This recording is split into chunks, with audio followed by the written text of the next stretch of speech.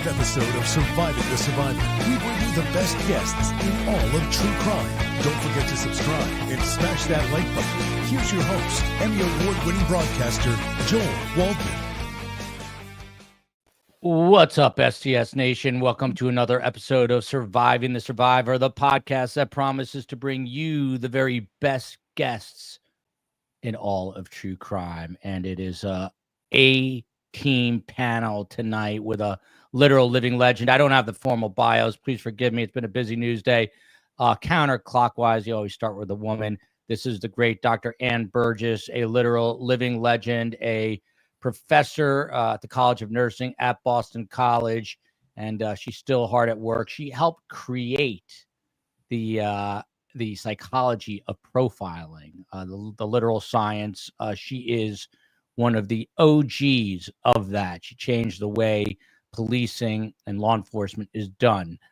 Next up, Rob D'Amico, a 39-year career military and FBI guy that's chased pirates through Somalia and a lot of other crazy things. On the last show or two shows ago, I found out that he was a sniper working the DC sniper case, and he was doing it out of a helicopter, which seems kind of crazy. Last but not least, Scott Duffy, the voice of reason. He's here every Friday. And look at this. Not for me, but for Ann Burgess. He's got his lapel pin on. That looks like the Liberty Bell from here. What is that lapel pin, Scott Duffy? You would be correct, Joel. That is the FBI Philadelphia office, one of the many lapel pins, which happens to be the seal over the Liberty Bell. Yeah, we have plastic pins here at Surviving the Survivor. I thought I might wear it on my T-shirt one of these days, but that's the best I can do. So for those of you who have not been on top of the news, and people do have lives, the Altoona Police Department got a tip, and you might wonder where that is. That is in Western Pennsylvania. They got a tip today that a guy resembling the person NYPD was looking for in the shooting of 50-year-old Brian Thompson. Of course, he's was the CEO of United Healthcare Group. Well, they got a tip that this guy looking awfully similar was at a McDonald's eating, and Altoona PD did what they do. They swooped in there, they arrested him, and they contacted the NYPD. And in that time, the NYPD has arrived in Altoona, and there are a lot of things to go through to catch everyone up. This is going to be a bit of a recap show in terms of information, but also you got the legend of profiling here. So we're going to get Ann's take, and we're going to kind of mix it up as we go. Huge thanks for the super sticker. I just saw one whiz by from Cindy Hollenbeck. So thank you so much. Appreciate this greatly. Go ahead, Rob. Joe, so we get on and I see Ann on there, and I meant to ask if she was in the basement offices, and I said, were you in the FBI? And if Scott had been eating or drinking anything, he would have choked. But it didn't come out. I was so nervous it didn't come out right. I'm like, oh, no. Were you in the offices? Because I think I had her office, as I said before, and I was looking for it. But that was one of those oops, and Scott would have choked if he had anything drinking or eating. And Ann is one who would take that very well. So I'm sure there is no worry on Ann's part. Love Ann. The comment says here, glad she's back. So let's go through a little bit of this. But first off, I just want to say condolences to Brian Thompson's family.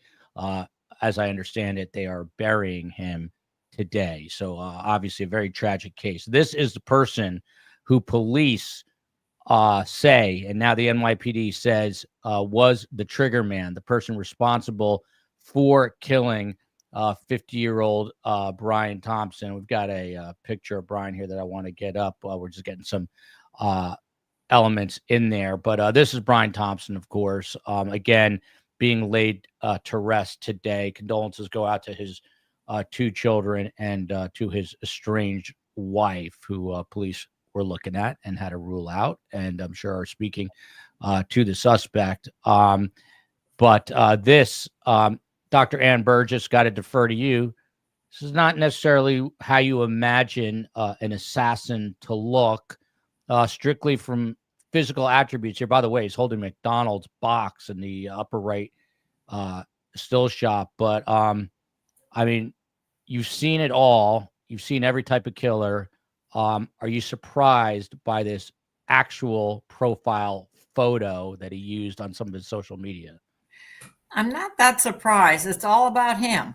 It's all of these pictures, and he's smiling, and he's very impressed with himself, which I think we had thought about as one of the profile characteristics. But he certainly has enough photos, and he was willing to show it. Remember, one of the photos was where he pulled the mask down to show a smile. That smile is on many of the photos. So I'm certainly gives us one aspect of his character is, and he's the bodybuilder type.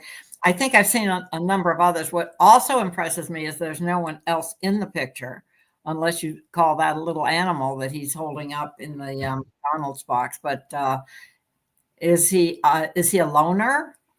We'll get to some of the other things that have been talked about, but I think there are several things that do match what we have seen in some of the serial killers. Of course, that was the group that I looked at, but that's my take at this point, just looking at the photos. Yeah, and I got plenty more to ask Ann about. And I think tomorrow at 12:30, we're going to do an entire show profiling this person. By the way, Donna Adelson, which is our original case. We had to bump one of the shows today, but she's in court tomorrow. We're taking live coverage of that tomorrow in court, and then we're doing a wrap-up show. But at 12:30, we will follow this up.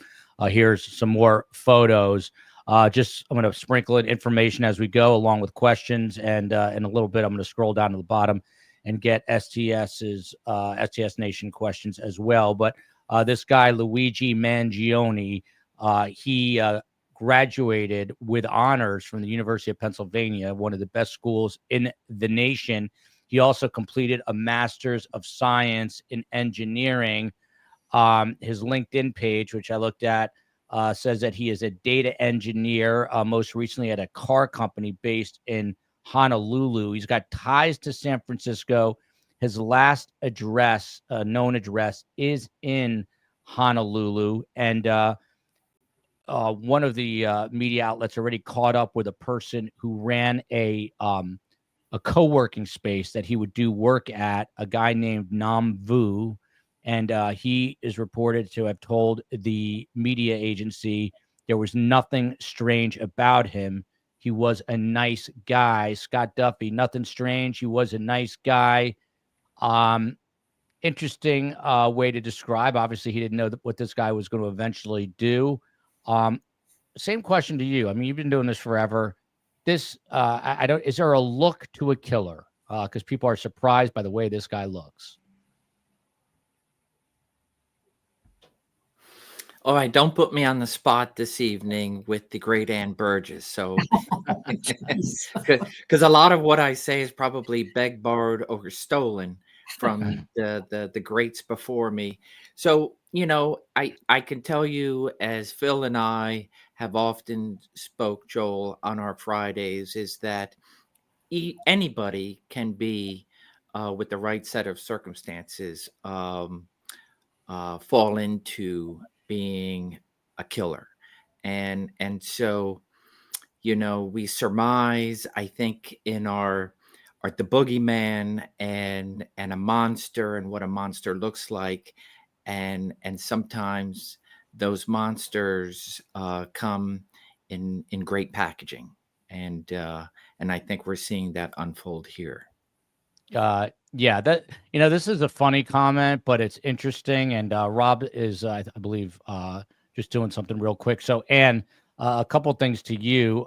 Stephanie's going, so wait, he ate at the restaurant. McDonald's, obviously known as a takeout restaurant, drive-through. But Ann, what do you make of that? I mean, you guys, and I mean profilers, and you're the OG. What do you make of the fact that he had the chutzpah, as they say in Miami, to sit down and eat at a McDonald's restaurant, as opposed to either going through the drive-thru, I don't know if he had a car, or just taking it to go at the very least. But apparently he was sitting there eating away. Right. And I think that says a lot about, is he just sitting there waiting for somebody to recognize him? He certainly can see that well, we would like to know if he's been watching television at all to see all the photos that are on display about him, or is that playing more into his narcissism that I can get away with it? It could be either. We're going to have to wait and make sure it's him and what he talks about. I think that's the next step. But at any rate, he certainly his if his the smile is really what gets you, that the and his rather very bold appearance. I think that's the other factor. It certainly matches as we get into some what you've already described, his education. Remember how smart and intelligent the serial killers were. That was one of the things we noted. And to pull off what he did certainly speaks to his ability to plan and to actually pull it off with not getting caught right away. He was able to be on the run for a good 4 or 5 days. And then they find him, of all places, at a McDonald's, So that is very different from what we heard from you described at his education at Penn and all of the activities that we see in and all of the things that he's accomplished. Yeah. It's very interesting. Yeah. By the way, I'm not sure if Space Coast is on at the moment, but someone is saying that there's a possibility he's going to be walked out of the PD in Altoona. And COE, if you can get with Spacey and maybe try to stream in the background, either NBC News Digital or, one of the others. A lot of people, I'm sure, will be taking that live when he walks out. Scott Duffy, this question is in your wheelhouse here. Is this going to be a federal case because of the gun possession and going interstate with it, or is it going to be a New York state case? And are they fighting over that right now? By the way, NYPD is in Altoona. It is unclear whether or not this person is speaking or not, but we will know in due time. By the way, this is a collection of photos. You got the McDonald's where this actually happened, the McDonald's where it happened, the fake New Jersey ID with his photo, it appears. I think that's his photo, which he used to check into the hospital. The other photo, previous one of McDonald's, and then the gun there, Scott.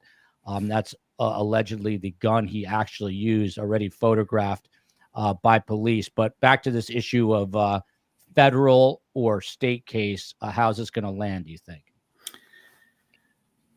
So, being New York, but I would imagine anywhere, this is a local case. This is a homicide, and New York is spent a lot of time and resources, and so they're not going to give it up. It is their case, and it will stay their case.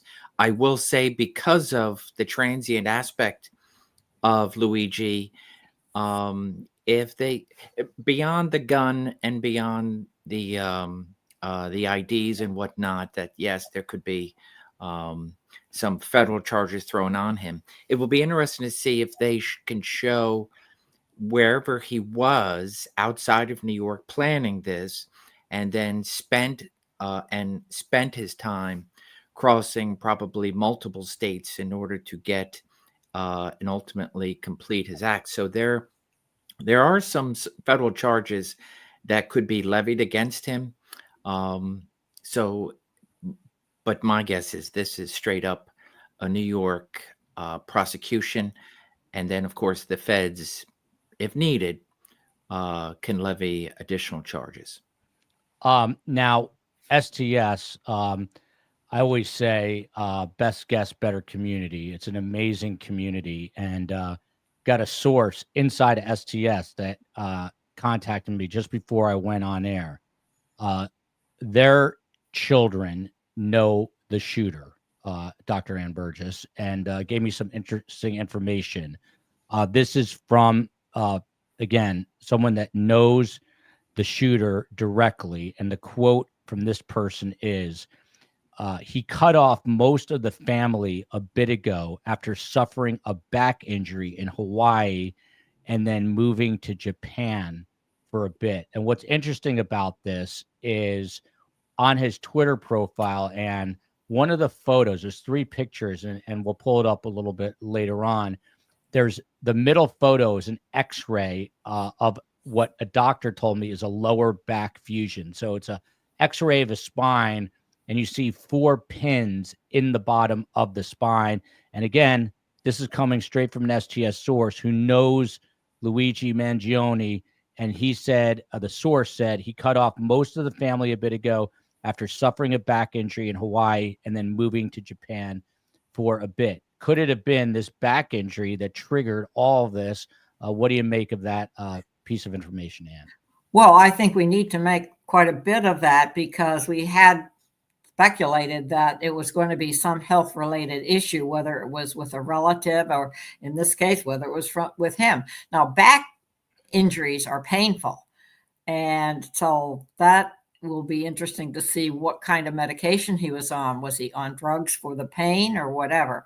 But that he cut off his family, I find very, very important because in all that I've read, and of course it's not that much at this point, but no family member is mentioned. So I don't know if he's got parents, if he's got siblings, any of that. He also moves a lot. He's 26, and you've already mentioned several places he's been. Japan now, Hawaii. What's he doing in Pennsylvania? Altoona. There's got to be some connection there. And then New York. And didn't we hear that possibly he had come up from Atlanta? So there's something that's keeping him on the move. And but to get back to the health issue of a back problem, where that he cuts his family off. It's an interesting way of putting it. That what did they have to do with? Now, 26, don't forget your health insurance. If you're on your parents' insurance, I think it stops at 26, I think. So I don't know whether that's true. I think most policies, a parent can only insure their child till about 26 years of age. Someone else pointing out he comes from privilege for sure. He went to a very elite private school. We've got a letter that the private school put out to the school itself. And I'm going to hopefully get to that. There's a lot of elements that the COE is still putting in there on top of monitoring some live news. As far as this, by the way, is, and this is the Twitter profile for him. And if you see, there's a cartoon, him again, shirtless on the right. And then in the middle is that X-ray with the pins in there. Rob D'Amico, we are hearing, and I think you weren't here for this just now. We got a source at STS that knows one of the children of an STS member, knows this person personally, and this person is said to have had a debilitating back injury, which is maybe why we see that X-ray. And after that, basically cut off ties to his family, even moved to Japan for a while. My question to you is, if you have that information, how do you use it in an interview with this guy? Oh, you're muted, Rob. Sorry. Yeah. So my girlfriend said the same thing, that her daughter knows someone who knows him, and mentioned the back injury. So again, like when you go and interview someone, no matter who they are, and Ann, is interviewed serial killers, and she somehow has found a connection to them, which a lot of people don't understand. But I've interviewed a lot of terrorists overseas, and you find a connection to them. If the terrorists had, kids, I would talk about my kids again to get that connection with them. So if I'm going in here with this one, and just quickly, I'm like, oh yeah, freaking healthcare. Like I got denied too. I had an injury, and it could all be made up, but you just have to have something where when you talk to him, he's got to feel like he wants to talk to you, that you're kind of on his side. And this one I think would be easy because you're just talking about healthcare and a surgery. And I may have healthcare the same way, and I may have had surgeries. The ones that do it to I don't even know how to say it on YouTube, but child predators and murderers. We have agents and police officers that go in and find something to connect with them. And the only reason you're doing it is to get that confession. You come out feeling dirty. You've come out feeling horrible. But there's a purpose to it in the end. So I think this one's easy as far as, but you have to I'd want to talk to, again, profiler or someone like Ann, how's his ego? How do you want to use, this guy's probably got an ego. he made some references to actually the Unabomber being a revolutionary thing. So he thinks he's that. So I would talk to the folks, all right, how do I deal with that ego going into it? How do I get his ego to help me?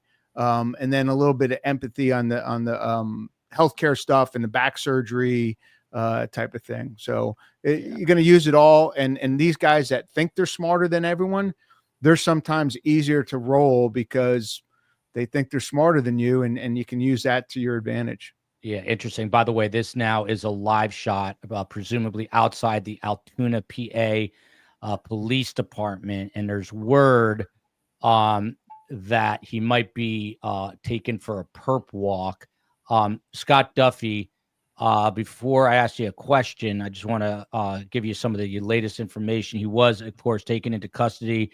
It happened Monday morning. Apparently, an elderly citizen recognized him, thought they should call the authorities, which is what they did.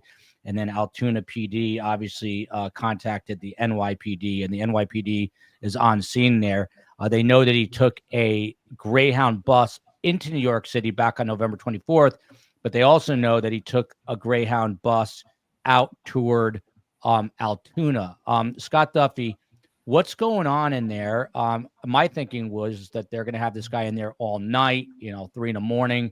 Why would he be walking out potentially very soon? We'll keep this shot up. Yeah. So it could be a couple of different things. It could be that he said, "Hey, I'm not talking," and it's over. And he did what, invoked one of his rights. It could be that he provided a slew of information that with not only with what he has on his person and what's at the crime scene that connects him, that he's like, hey, or law enforcement is saying we can continue this on in a different forum. Which I would be a little hesitant to go that route because, if he's talking, I wouldn't want to stop him, let him, talk all night if necessary. But then, there are logistics. So it's, you're talking about New York, would like to have him in New York. It'd be interesting to see if he waives all those extraditions and said, hey, let's get to New York and carry this on. It could be that he made a few, statements where he is saying, take me here and I'll continue to give you everything that you need. So you're right. From the moment that we learned he is detained, I don't think anybody was talking to him other than keeping him, maybe chattering until New York arrived, because New York, I'm sure they would want to make sure has that first crack.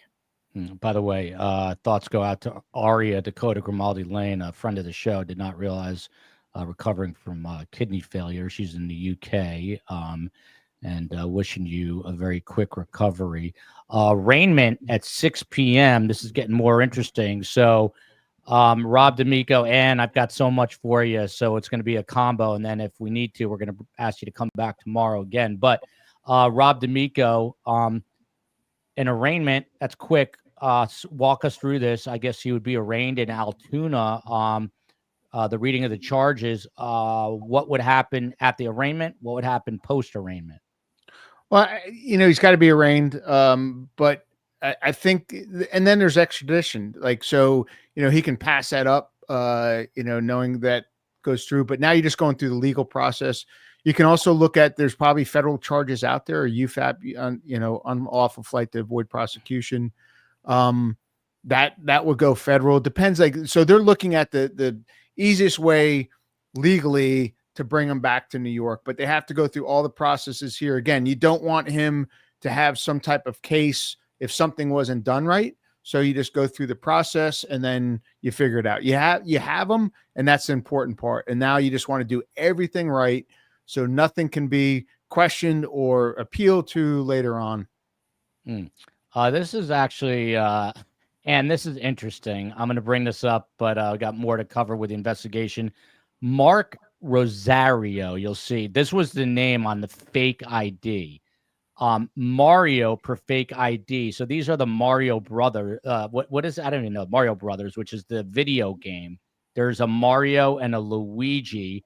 But this guy had been so thoughtful in the way he went about this, that he would create a fake ID that actually spells out Mario. If you take the first letter and the last 4 letters, is this the kind of thing that profilers look at? It's fascinating, and it's possible, I guess. Oh, absolutely. I think that, and the writing on those bullets, he wants to make a name for himself. When you get into some of the things he says about Ted Kaczynski, which, by the way, we have analyzed his manifesto through AI. So it's going to be very interesting to see if we can get hold of this one's manifesto and compare it. But at any rate, the way he's his hero, Ted Kaczynski. So, and he quotes him quite a bit, and this is where he gets into the violence and into the political issue and so forth. But I really hope that we can watch him walk, because if he had a back injury with those 4 pins that you just showed, he's got to be he could well be in pain. So I want to see if he's going to, there come the dogs. Yeah. So, yeah. So, yeah, some of the people coming out, I think, are FBI agents. I think we saw them walking. I had seen them walking in before. So they are getting ready to bring him out, it looks like. Yeah, we're going to keep an eye on this. And obviously, Scott Duffy, they're going to take him straight to court, where he's going to be arraigned at this late hour on the East Coast. It'll be about 6 p.m. East Coast time. Altoona PD, probably not used to the entire world watching the back door of their police station. So, Scott, we know there's an FBI office near there that says police, so that could very well be an Altoona PD officer. You've got NYPD inside. Forget the questioning right now. And someone said that he's lawyered up. I don't know whether that's true or not, but all of that aside, what's going on outside of the interview right now? You've got multiple FBI agents, presumably, multiple NYPD officers, presumably, and then Altoona PD. The chief is there. What's happening outside the interview room right now? Yeah, I would imagine that there is quite a crowd of law enforcement, and I would hope that, and I don't know how big Altoona is. I imagine it's a good size, so it could probably get pretty crowded. You are talking about an international flavor to this, where you just had all eyes on this, and so there's a lot of interested parties within the circles of law enforcement. And just to also say, with regards to the arraignment, there is such a thing as called the 6-hour rule. So they have to get him arraigned. I've done arraignments like through video, just if somebody's talking. But that also tells me whether he lawyered up or not, that if he didn't waive that 6-hour rule, that's got to be done before a judge. So yeah, I would say there's a lot going on just outside his interview room within the different halls of that police department. Yeah, there is a ton going on from all sides here. We're going to try to get you as much of it as possible. For those just tuning in and the first time here, welcome to Surviving the Survivor. It is the podcast that does bring you the very best guests in true crime. It's not a tagline. It is our reality. We literally have the woman who started the business of profiling here, the legend, Dr. Ann Burgess. You've got Rob D'Amico and Scott Duffy, both retired FBI special agents. This is what we do every night here. If you like the show, please hit the like button. Please subscribe. And we've got a Patreon link where we put photos, like all the photos you're seeing here, and links into that Patreon page. And it goes a long way in helping support the content. But Rob D'Amico, back to you. This was an interesting development. Police say when they made the arrest and swooped in, he was with his weapon, and it is a ghost gun that uses 9mm bullets. There was a suppressor, what is more commonly known as a silencer. He had a U.S. passport, 4 fake IDs. One of them of course, is the one right here. I'm going to just put this up for a second with the New Jersey license there. So that's one of the fake IDs. Back to the live. We're looking at a live shot of the Altoona PD. When it comes to a ghost gun, Rob, does that mean that it just doesn't have a serial number, or does it mean that he could have potentially made the gun using something like a 3D printer? So ghost gun relates to the serial number. So what's happening now is people, the serial numbers on the frame. So they make a frame with a 3D printer in a plastic that can withstand some of the stress of a gun. Not, you can't continually shoot it, but it can stand up for a few rounds. And then you buy parts on the internet that make up that gun that are metal and stuff, but that they don't have serial numbers. So when you put the gun together, technically that gun is non-registered, doesn't have a serial number, can't come back to anyone, because the parts that you buy, say it's the slide, the barrel, all these other things, they don't have serial numbers. Except for some guns like Staccato and stuff, they're so well machined that they have matching serial numbers because that barrel is only good with that gun. But this one you put together, same thing with the suppressor could be a ghost suppressor. So they make real suppressors, but you can make them again from a 3D printer with some other things. There's all kinds of, YouTube videos, and you can put together a suppressor that is good for a few rounds. And I think that's why you're looking at a gun that malfunctioned 3 times in 3 shots, because again, it's not a highly tuned gun. It's thrown together. The chamber pressure might not have been right because the plastic he used to build, to print that gun didn't hold the chamber pressure, and all these other things that happen. But he probably shot it a couple times because, as I talked about the first day, he immediately went to after action to clear that malfunction. It's not like he was surprised at malfunction. So I think he might have shot it 1 or 2 times before and saw that there's some problems, but it still shot rounds if he could function the weapon. So I don't think you can do an entire 3D printing of a gun, because again, the chamber pressure, the barrels and stuff like that, but printing the one that doesn't have the serial number is really kind of what defines, quote, ghost gun. Yeah, and Rob, I got to just follow up there. I mean, how surprised are you that a guy this smart would be at a McDonald's with his weapon on him, with the 4 IDs on him? We don't know if it was on his person or a backpack, but it seems like a real fatal error on his part. As I said earlier, like criminals surprise you on sometimes how clever they are, and then 2 seconds later how stupid they are. It's one of those things, like the biggest thing he had on him that's going to connect him to the crime is that gun. Like if he got off in Altoona, there's, as we talked about earlier, there's plenty of rivers to walk by and ditch that thing. Someone had made a comment, well, maybe he was planning on doing something else with it. Yeah, I mean, there's going to be all kinds of things in there, but to have the manifesto on you, the ID that you used for the hostel that you knew that they're going to come back to, and the gun, sounds to me like he was anticipating this, and he wants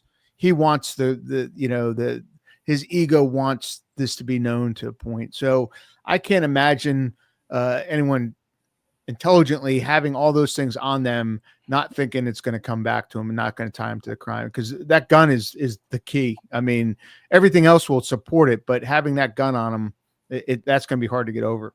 Yeah, we are looking at live pictures courtesy of Fox News Digital of the back door to the Altoona Police Department. I swear every news photographer in the country looks the same, but that is definitely a news photographer. And we're waiting for Luigi Mangione. His arraignment is set to be taking place in about 24 minutes. There's a sign that it could be happening.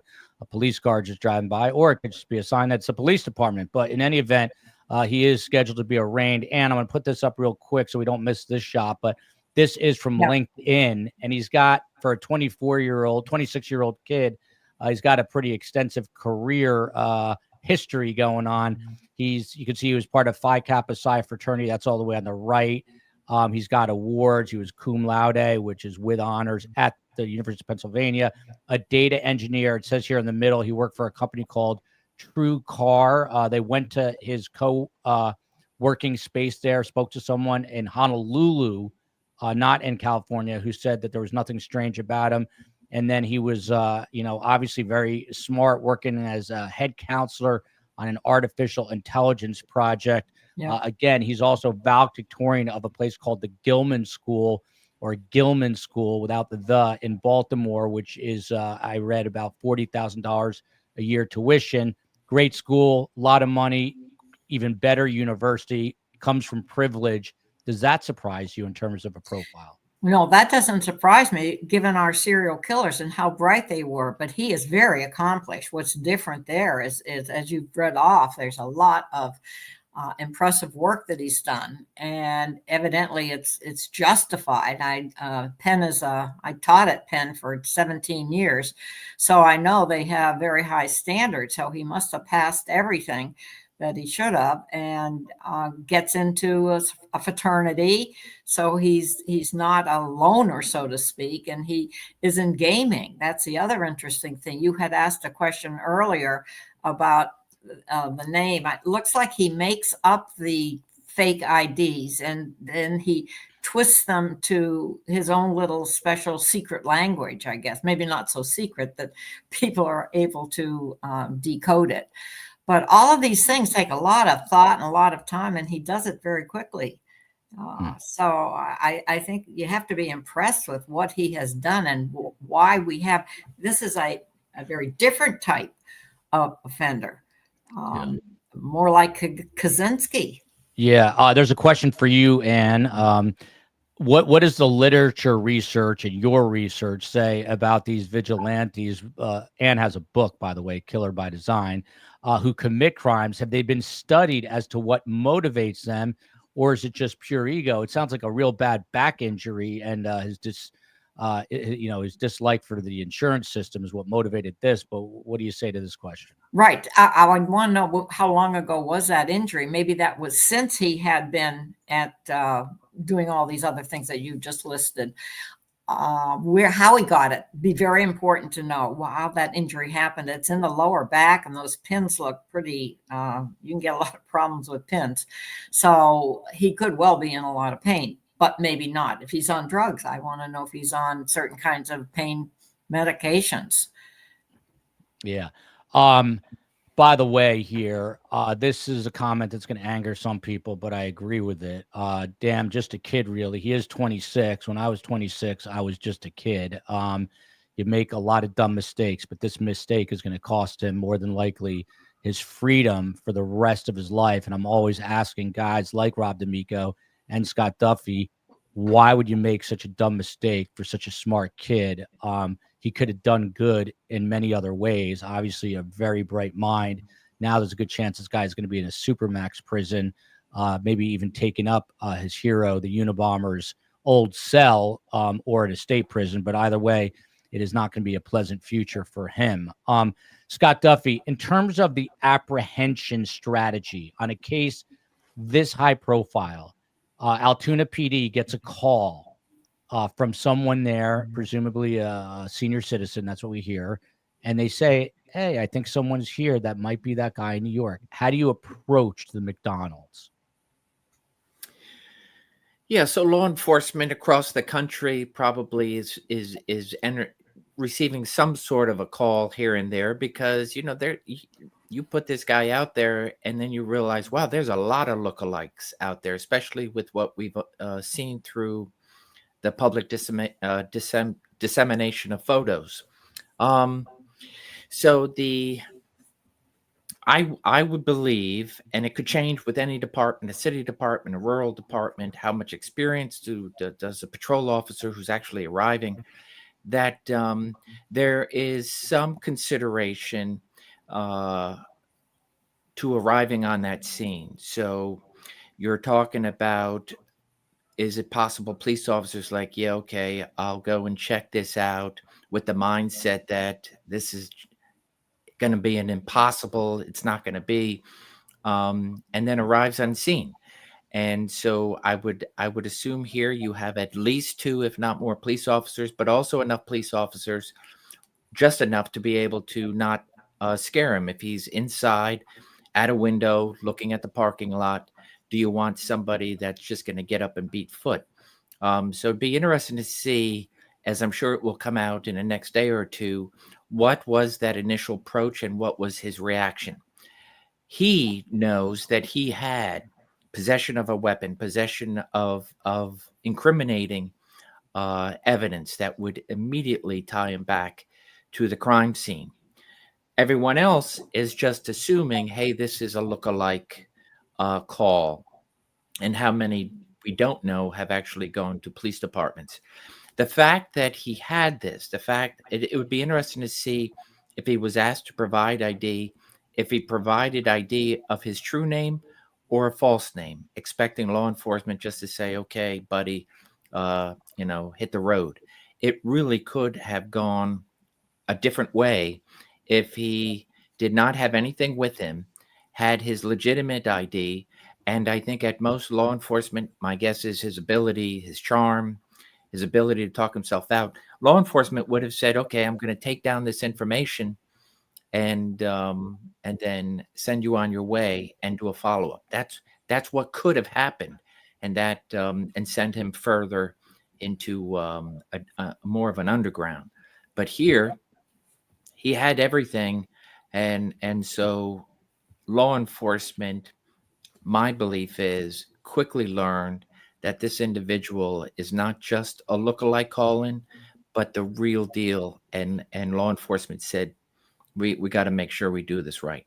Yeah, by the way, we're waiting on him to come out. That would be Luigi Mangione. But again, this is, real quick, the ID on the right. He used this fake New Jersey ID. I mean, Rob D'Amico, it looks like the photo is him. Do you think the photo is him? He just changed the name here? Yeah, I think so. He's probably one of those kids that made the fake IDs in college that you bought for $50. But yeah, and who knows how he did it and stuff. But again, like, you get the Photoshop and the printers and stuff. It's easy enough to make one that appeared to be fine to the hostel in New York, but a police officer's going to kind of see through it, going to run it, type of thing. And it is interesting, as Scott said, when they talked to him, did he try to present that ID? That would have been so dumb, to present ID that he used for the hostel in New York to the police officers. Or did they find those IDs later when his story came? Probably asked him, hey, what are you doing? Like, and as a cop talks to you and it doesn't make sense, like, what are you doing in Altoona? You from here? Type of things to get him to talk. And if he starts stammering, with these questions that the answers that don't make sense, you start digging in a little more. If he just came flat out and gave him that ID, and they saw it, and a police officer can tell a fake ID, especially now with all the holograms and stuff that they put in it. It may work at a college bar, but not to the police officer, who can also have it run, so to speak. And then that's when they found the other stuff. And as we talked about, as things got more suspicious and they decided to talk to him downtown, then that's when you do the Terry stop search. So you're allowed to frisk somebody, pat them down to make sure they don't have weapons, so you don't get hurt if you're going to put them in the car. And then all of a sudden you feel a gun. And that's when things start changing a bit with this whole thing. After they found the gun, they may have grabbed his bag and also looked in that, or he voluntarily gave something. Looking in the bag, you have to go back and forth if that's legal under the Fourth Amendment, because you can't get a weapon that's in the bag. But the gun, if it was in his pants pocket and they pat him down real quick and felt it, that's a very easy Terry stop. That's going to be admissible. So that whole interaction can take a lot of, it can be very important to the case, because the gun's important, the IDs are important. How did they actually take them from that person? If he voluntarily gave them over, it's not quite an issue, but you can get into some Fourth Amendment things right there on the spot. That's why a police officer has to know those important things that Scott talked about. Yeah, if you're new to the show, by the way, the COE runs the show behind the scenes, the chief of everything, aka my wife, who's also a former network news correspondent. Space Coast on the West Coast is getting us all the information. Steve Cohen, the best booker in the business, former network news broadcast Booker, and you got the most amazing mods. I'm going to bring this shot back up. The COE's got video, Ann, of his valedictorian speech, which we can play a couple of minutes of, but I don't want to miss this. So we're going to bring that up.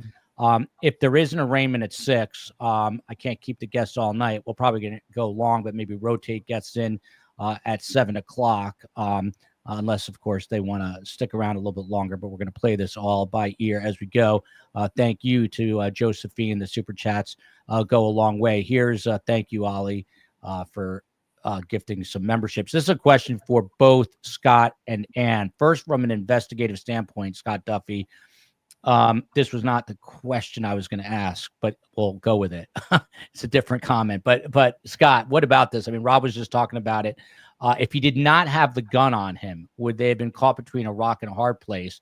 Would they have had to let him go? Would they have just had to keep eyes on him?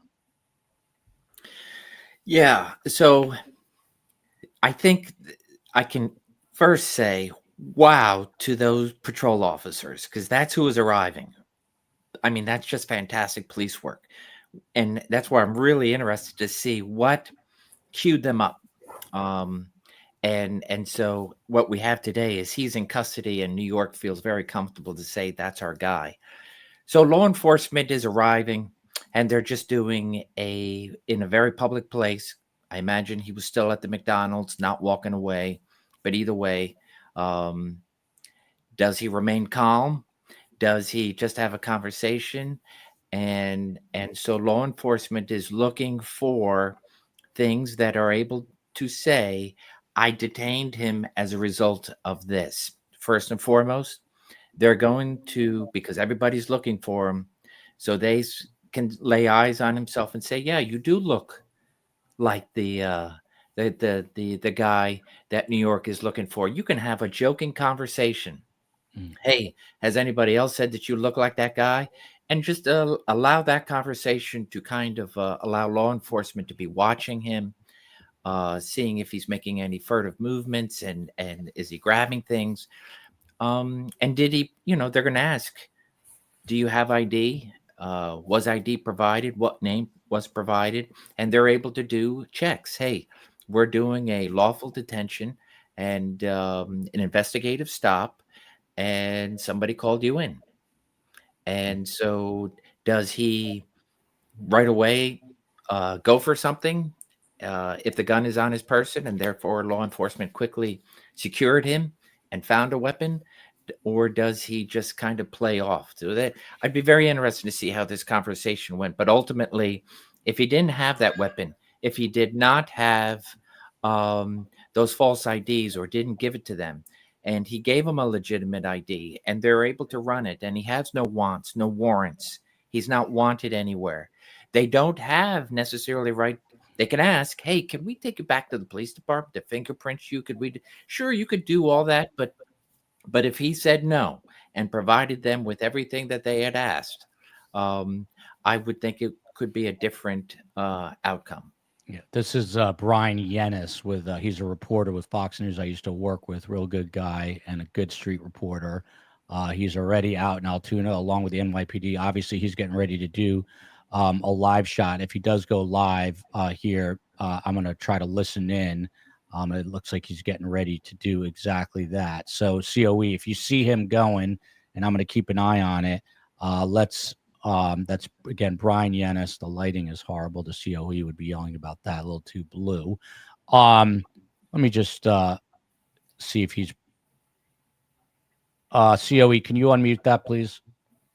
At 9-876-5432. All right, he's just doing an audio check, but we're going to come back to him to see what he has to say, because he's on the ground there. Again, Brian Yennis with Fox News. So a question that I wanted to ask for both investigators and Anna and Rob, I'm going to go to you for this one. Do you want to know at this point why he chose this particular CEO? You and I were talking about how people are putting these hit lists out already. There's so many other CEOs. I think he's one of the lowest paid. I mean, albeit $10 million a year with bonuses. But do you want to know why he chose this guy specifically over the others? Then same question for Ann afterwards. I mean, I would that'd be part of it. Wouldn't be my first question. It could be something as simple as he saw an article because of, he dumped stock and made a bunch of money, on that. It could be he researched other ones, and this one was more vulnerable with actually, his meeting being data leakage on it. They say they didn't advertise it, but I don't trust the company saying that they first everyone said he didn't have security. Then all of a sudden the company said he did have security, but he wasn't with them. I think there's a lot of cover your butt going on with that company, because I think they're liable if they knew he had threats. I would be interested to see if the threats came from this guy. I would think they would, but this healthcare guy could have been getting threats from a whole bunch of people who denied coverage. I would want to kind of understand his picking of this one, but it could have been he checked several out, and this guy was just more vulnerable, that he could get his schedule. It could have been something that he saw online, that this guy just dumped a bunch of stock and made money. And he's also I've seen something about him being the one that brought in AI so that they could deny more claims. I don't know if that's, internet garbage, or if it's actually true or something, but something got his attention to him. And then again, it could have been, he had several CEOs under the radar. And this one turned out to be more presentable in for what he wanted to do. Yeah. By the way, a comment, and I'm checking it, appears to be accurate that, and it's right here. CNN's reporting his family owns a company called Lorian Health Systems, Ann Burgess. That's interesting in and of itself. It's an assisted living facility in the Baltimore area. They've got 8 locations. That's a big business that deals with insurance companies for assisted living. How does that play into the whole equation? And you heard earlier that people who know him said he cut his family off. Right. I think it plays in. This is a very bright person, so he has done some research. I don't think it was just from whatever the reason is. I think United Healthcare has something to do with either his health care or something with the family, that he cut the family off, or the family cut him off. I would wonder which way it went. Something has gone on with the healthcare system, if you will, between his family and insurance. So I think we're going to have to wait and see what that is. But there is a grievance there, and it's two very, very deep grievance for him to be pushed to violence. One of the things he says on the Kaczynski part is you can have communications, and when communications feel violence is justified. Scott Duffy, and it looks like D'Amico had to jump off. The guy does media every 5 seconds, but he knows that Surviving the Survivor is the place. So he comes back. But Scott Duffy, who also does a ton of media, is here, and we appreciate it very much. In terms of, this is the 6th day, Scott Duffy, of this manhunt. It started Wednesday morning at 6:45 a.m., and today is Monday. So in your interview process, and you've been in that interview many, many times, and it looks like they're getting ready to bring him out here. So let's see. COE, can we listen? That's him popping out of the car. COE, get the volume up, please.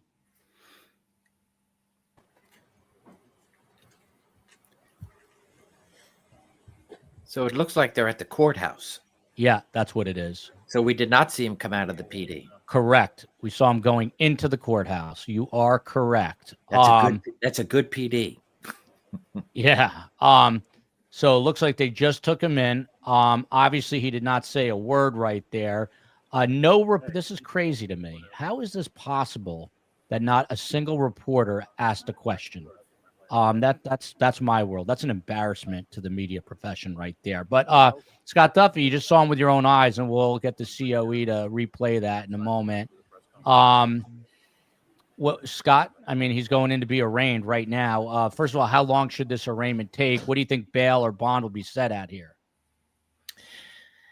Yeah, it's I can tell you, being in PA and whatnot, the arraignment won't take that long. It can take a few minutes. up to maybe 15 minutes at most, and that's just with the judge. Remember, he's not being arraigned on anything in New York. I would bet to say that. I think they are extradition charges, so he can waive that extradition, whatever charges he's facing as a result of providing law enforcement with false ID.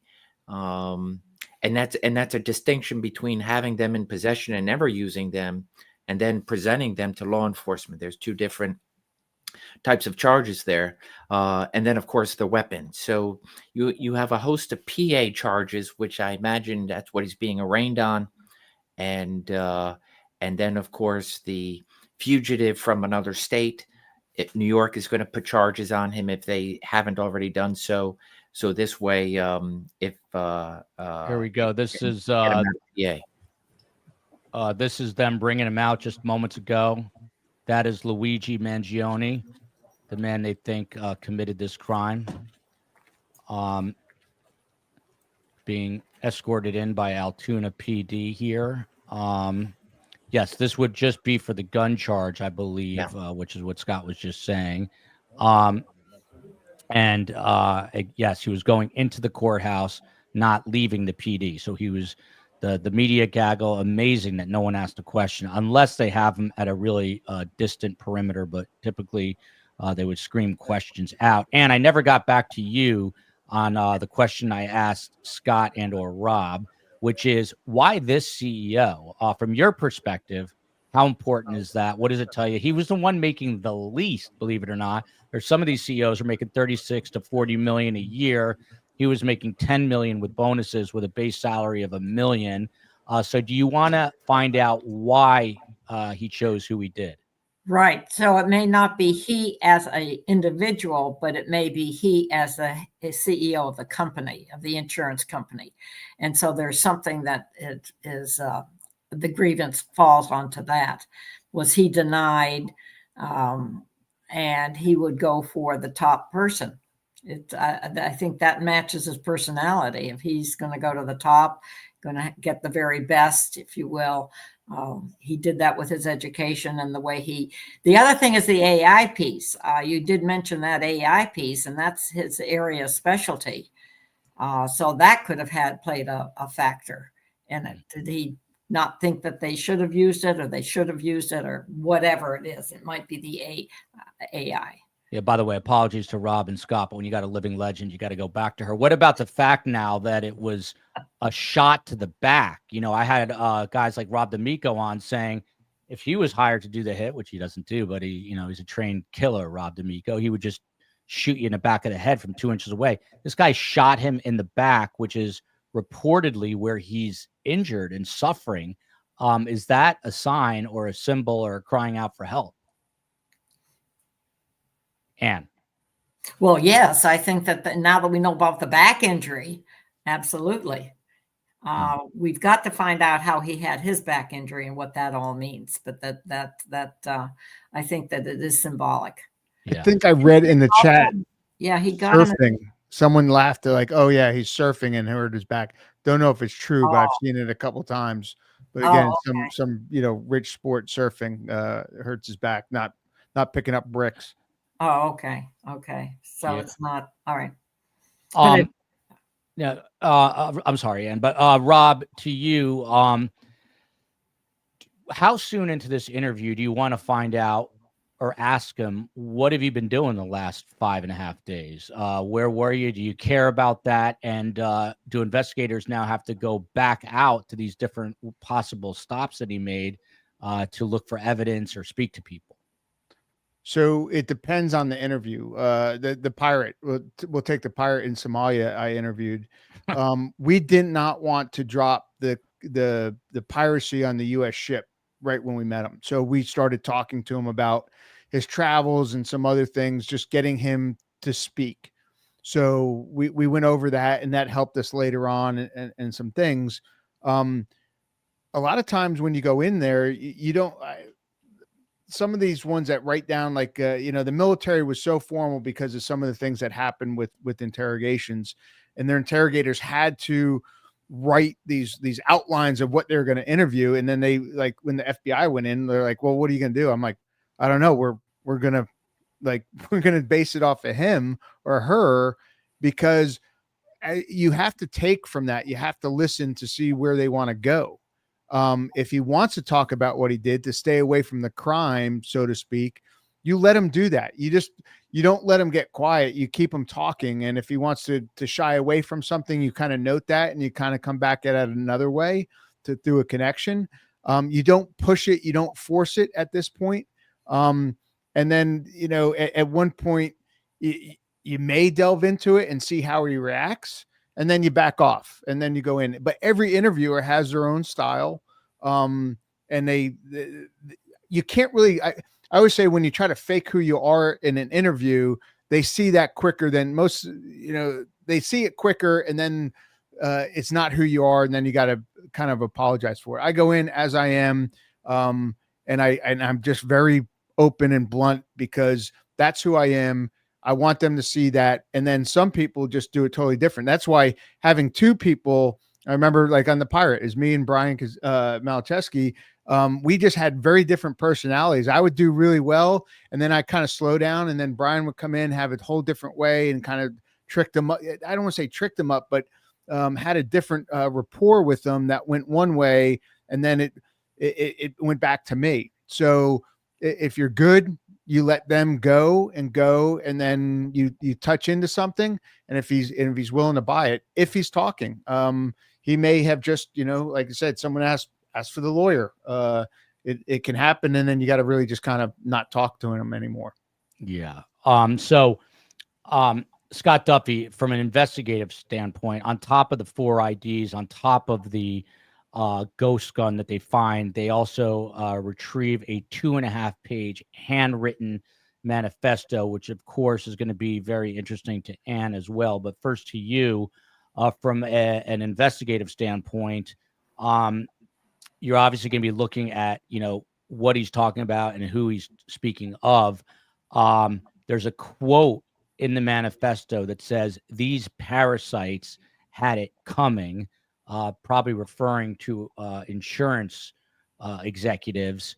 How do you approach that in terms of questioning, a line of questioning about the manifesto that he has written without angering him? By the way, we should add, some people are saying that he lawyered up, so some of these questions might not be asked at all. So, Scott, what about that in terms of a line of questioning with a manifesto? Yeah, so you first and foremost start with however law enforcement recovered it. Was he actively working on it? Was it in his backpack or whatever he had with him? And then ultimately, they made a decision to detain and further investigate at the police department and make an initial arrest. And going back to the police department, thereby you have searched into an arrest, so everything comes out. And then it would just be a casual conversation. Hey, are these your writings? Is this something that you've come across? What I would get him to do the talking of what it is, either owning it first and foremost. Yeah, that's my writing. That's a good thing, because there could be, and I don't, unless I've missed it, has it been published? Is it out there for public consumption? Not that, I mean, bits and pieces. He did add, by the way, and I'll get Ann's take on this too, but Scott, he adds in the manifesto, "I do apologize for any strife and trauma, but it had to be done." Yeah. Would you ask him? I mean, so why did you feel you had to do it? I mean, is that a question? Well, I'd like that it's a sense of duty. So a sense of duty, as opposed to people that I've talked to have done something, and thereby there's a remorse. So I can exploit that. And so here, a sense of duty is not going to be a sense I had to do it. It's not going to be so much of a remorse. So it would be going more with, okay, let's tell me why you feel you had to do it, and just allow at this point is getting him to talk and feeling like, okay, I have an audience, even if it's just you and your partner. Hey, start writing, start recording. I mean, the whole idea is that I do believe he was doing things, leaving these breadcrumbs to be found. If he wasn't planning a secondary homicide of a like individual, I don't think he was looking to get away and disappear. It does seem that he was waiting, and so thereby I would be using that to say, we can record now. I'll put a video on, and all the major stations can carry this at the 6 o'clock news if that's what you want. I would be more or less going with what is it that you want, and do you have additional things to say? Let's get it off let's get those words off the page of that paper and get it out into the airways. That's the way I would be exploiting that. Yeah. Rob D'Amico, to you.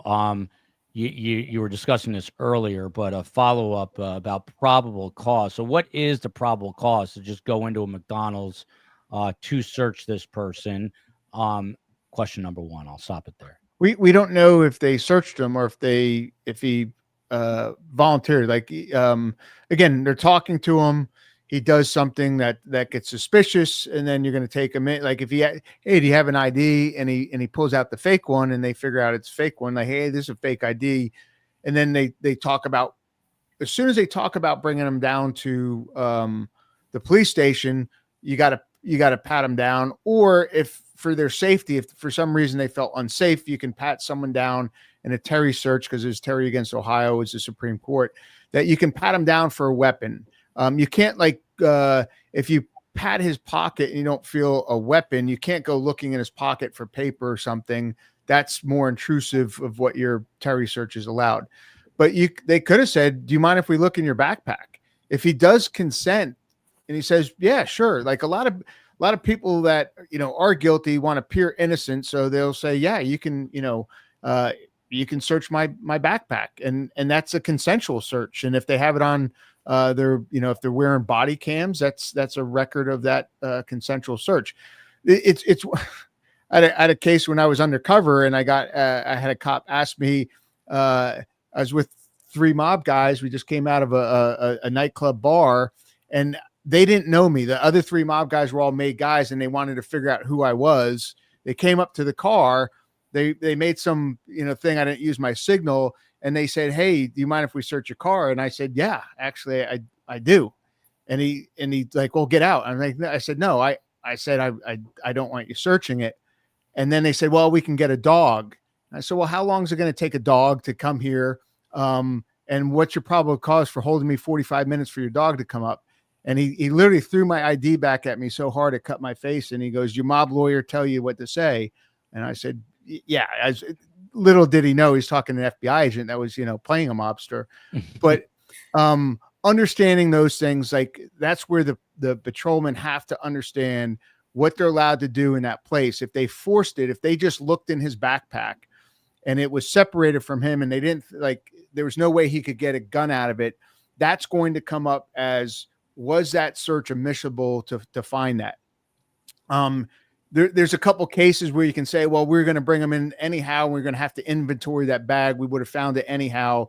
But that's when you get into some real lawyering in that.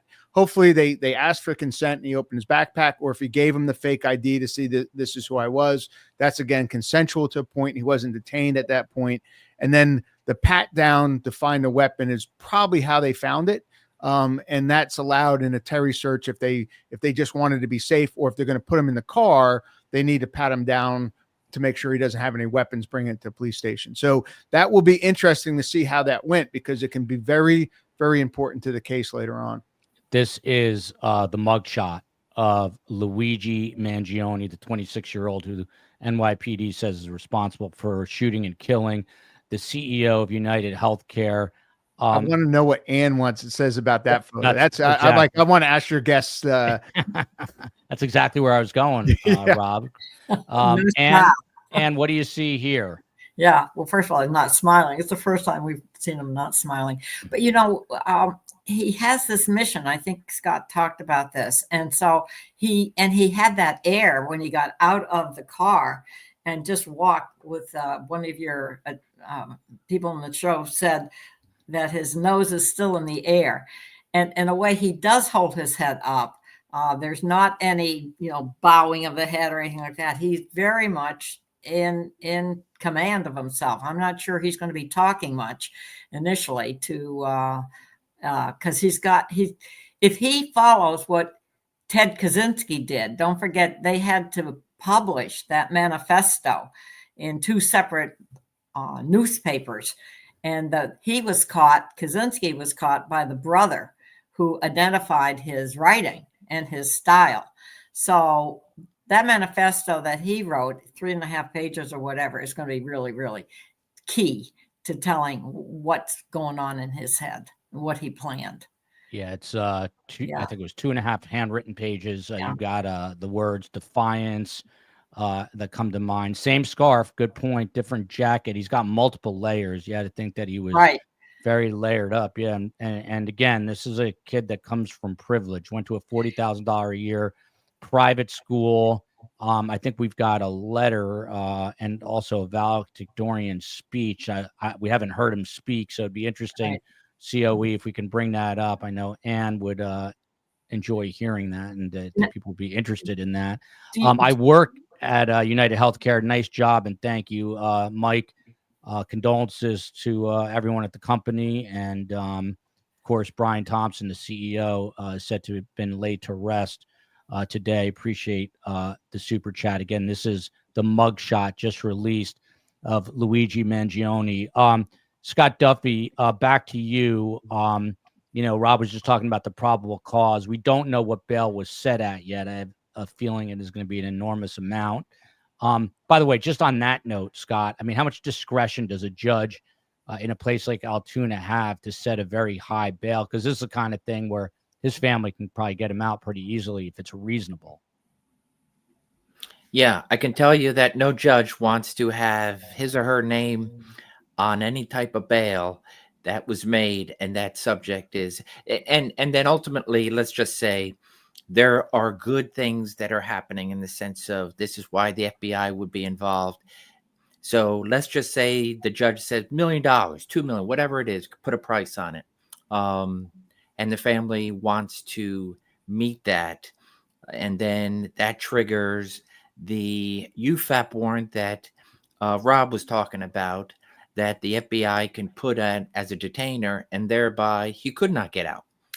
So there are things in place that I imagine to ensure that he can make bail on that, but there's going to be no bail associated with a UFAP if that's in fact what they had to use. What's the UFAP? What is that? So a UFAP is called the unlawful flight to avoid prosecution. And there has to be a charge in New York.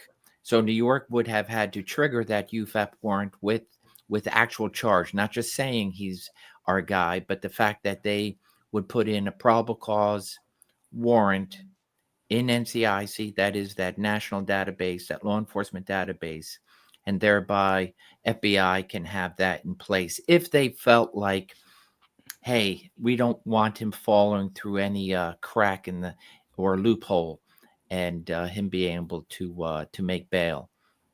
We're going to get back to Ann in a second with this question, so let's leave it up by Jenny Allison, who's a friend of the show. But Rob D'Amico, how soon before this guy's back in New York City, and how do they take him back? Via helicopter? No, they'll drive him back. You don't waste a helicopter on him after that. Plus, again,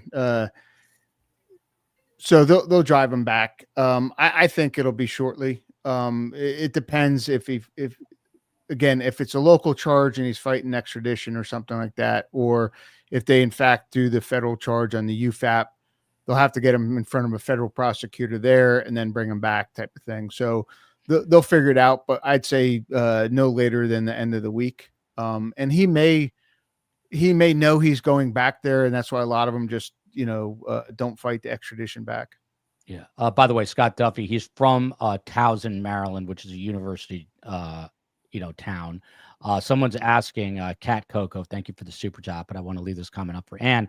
If he has a lawyer, would his lawyer need to be at the arraignment? I mean, I guess he could have gotten a local Altoona attorney, but maybe he would want a family attorney from the Towson area. What about that? Could a lawyer potentially just have zoomed in a post-COVID world? Scott Duffy. Is that for Scott? Yeah. Oh, Yeah, Scott, about the fact that would his attorney need to be there in person for this arraignment? Oh yeah, no, I would imagine that, no, he wouldn't, or she wouldn't, whoever the attorney is and wherever they're coming from. He with this level of attention, I have done when I was in Pennsylvania, I've done my own arraignments before our local DJ, and if there's a level of, hey, this is, I don't want to screw this up, I can bet a prosecutor has been there. Ultimately, what the judge is going to do is saying, these are the charges. And he's going to remind him of his rights to have an attorney, to be appointed attorney. If he, so he's going to go through all that, or the judge is going to go through all that. And so no defense attorney is needed at arraignment, because there's nothing there other than a statement of charges. And then he'll be remanded back to the custody of whatever the officials, the correctional facility up there. And then and he may even do an immediate waiver. Hey, I don't want to stick around here. Let's get to New York. And New York could be in the background saying, Your Honor, we're ready to go. If Pennsylvania authorities are going to provide us with the necessary vehicle to ensure that a safe passage, we're ready to take them. So all that can be worked out in the arraignment. Yeah. By the way, Mary with an interesting comment, but I want to leave this one up. The way this guy was running and bicycling in New York City does not look like he was in that much pain. It's true. He ran across the street after the shooting. Finally, to Jenny Allison for Dr. Burgess. Do you see him as having psychopathy or a personality disorder in order to commit this heinous of a crime? And before you answer that, real quick, imagine a society. This is what Ted Kaczynski. David was a brother, turned him in. Ted Kaczynski, the Unabomber, and this is what Luigi was reading and liking online. Ted Kaczynski wrote, imagine a society that subjects people to conditions that make them terribly unhappy, then gives them the drugs to take away their unhappiness. He goes on and on about it, but that line is eerie in light of what happened. But back to Jenny's question about psychopathy, sociopathy. How do you see it at this juncture? Yeah, I think this is all really going to get more information as we get hold of that manifesto and what his thinking is. Don't forget, it's the thoughts that drive the behavior. So what is the thoughts that pushed him into this horrific act, and that he felt he could do it and get away with it? Now, part of when we watched him in the shooter, he was very calm. He was able to fire off two shots, I guess it was, and with accuracy, and then managed to very quickly get to an area where for the next 5 days or 6 days, nobody could find him. So the psychopathy, it's not like he's disorganized and hadn't planned this. He's very, very clear on that mission. I would say more a personality disorder than psychopathic because of his background. He's been able to be very successful in college and in a job, it looks like. However, we'd want to see, those are going to be important things to get, is how did he function at wherever this new place was? And he's not at work. How did he leave it at work? The whole issue has been coming up from some of your followers, that did he want to be caught? If he is like Ted Kaczynski, he wanted his message out. And so he was going to somehow just wait and have somebody recognize him. That could well be where he's at that point. All very fascinating. You're hearing from a legend of profiling in real time, revolving around a person that is now going to be more than likely a convicted, infamous killer, even though we're in the very early stages. One other question for Ann, then back to the investigation. Does the panel, Ann, think that this is life in prison martyrdom, or a plan versus being unalived by police? Did he want to become a quote unquote martyr here? Yeah, it's interesting that thought, I think, certainly crossed my mind. Is that what he's pushing for, or is it something else? But at any rate, you just put up on the screen the school that he went to, and they have made their they've said that talking about him, and it's distressing news, of course. And let's see, and what people can do, media requests, etc. And they're going to remain. So that's the Gilman's community responding. I'm waiting to see what Penn is going to say. Yeah, Penn hasn't responded yet. Rob D'Amico, this is the headmaster at this Gilman School. We're going to get right to it, COE, I promise. Or maybe not right to it, but COE's got the valedictorian speech up and queued up. He was the number one in his class of an elite school here. Rob D'Amico, this is from the headmaster. We recently became aware that the person arrested in connection with the killing of the United Healthcare CEO is a Gilman alumnus, Luigi Mangione, class of 2016. We do not have any information other than what is being reported in the news. This is deeply distressing news on top of an already awful situation. Our hearts go out to everyone affected. Media requests are being handled by Stacy Hedeman, Gilman's director of marketing. Boy, she's going to be busy. Here on campus, our focus will remain on caring for and educating the boys. Thank you for your understanding, Henry, whatever his last name is. Rob D'Amico, getting word right now that he has literally not said a word. He just hasn't spoken.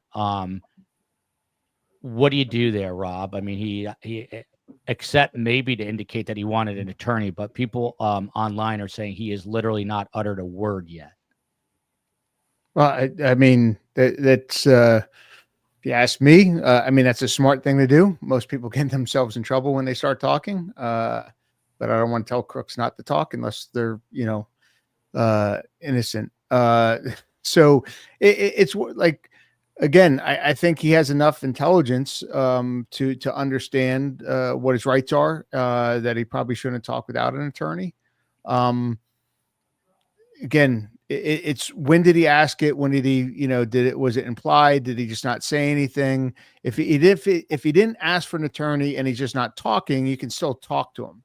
If he asked for an attorney, then you really basically have to stop asking him and talking to him questions. If he says anything at an utterance, you can use that. Or if he comes back later and says he wants to talk, then you have to get him to go through some paperwork to say that he's understandingly giving his right up to counsel and stuff. A couple of cases, again, I had one say, do you think I need an attorney? I'd already gotten enough information from him that I didn't want to push it. And I looked at him and said, are you asking for an attorney? And he said, yes, because again, I had the statements I needed. We read him as Miranda, but at one point when it got serious, he said, do you think I need an attorney? To me, I had enough. I wasn't going to push it.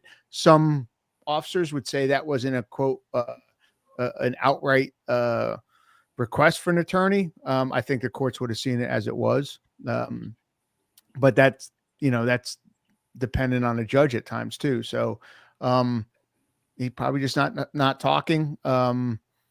He already got the fame that he wants. He knew that the manifest would come out and probably get leaked.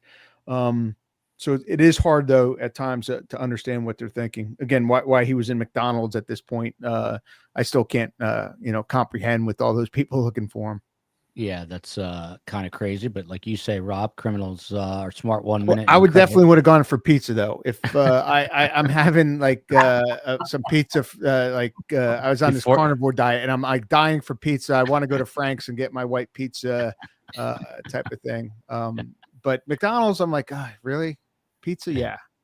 Web fan here. Everyone's going to chime in. I don't think he is arrogant on that second mugshot. Looks on that 1 second mugshot. Looks tired yet defiant and ready for his GQ cover. I can tell you already. He is, by the way, he's trending all over Twitter, and he already has a lot of female fans out there. I'm sure other fans as well, because of the looks, because of the physique. This is the guy who is now in custody. That is Luigi Mangione. We do have some of his valedictorian speech. I want to play that, a couple more things, and then we will slowly wrap it up. But here is his valedictorian speech from the Gilman School back in 2016, the same year D'Amico and Duffy graduated high school. Here you go. Ironically, here you go. Well set.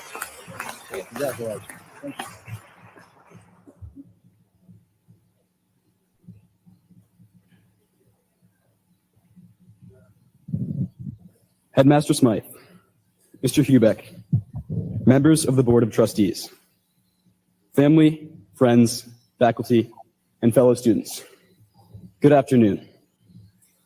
Thank you all for being here to celebrate Gilman's 116th Founders Day. I'm honored to be speaking to you all today on behalf of the Gilman class of 2016. When I started writing the speech, I talked with several students and teachers and asked how they would describe the class of 2016. Many of the students characterized our class as inventive, in both imagination and initiative. At the same time, several teachers reminded me of our class's commitment to Gilman and its traditions. I came to realize that both views are correct. The class of 2016 is truly defined by its inventive, pioneering mentality that accompanies a strong commitment to Gilman tradition.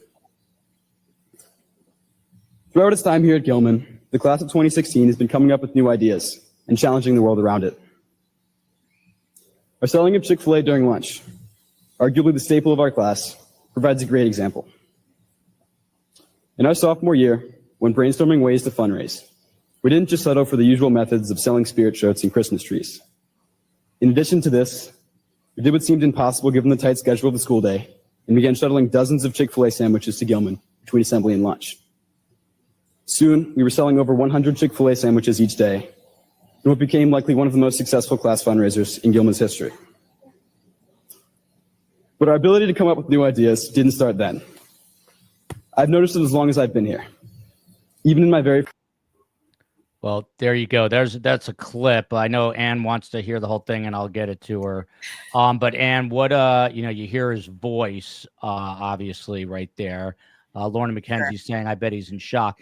It's amazing. I've been doing it all wrong, D'Amico. I got to eat Chick-fil-A and McDonald's to get a ripped six-pack, but it's harder to do at my age. Someone had mentioned that they thought they were photoshopped, so I'm going to go with that one. I'm going to have to figure that out because I need some abs, so I might as well get better at Photoshop than stop drinking bourbon and eating pizza. And what do you make of hearing that voice? And he was talking about a fundraiser. I mean, you got to think, and I'll bring it up.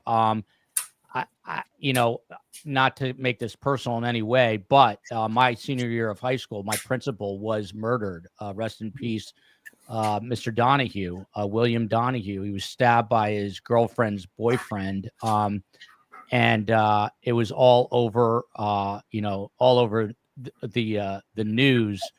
And no one really knew this guy because he had graduated. But it's so weird because we all were impacted by it. So when I watch this, and I am going to mute it, you got to think all these people there are now saying, "I cannot believe Luigi did this." But what do you make of how he sounded, the way he was delivering things? Is there anything that caught your eye?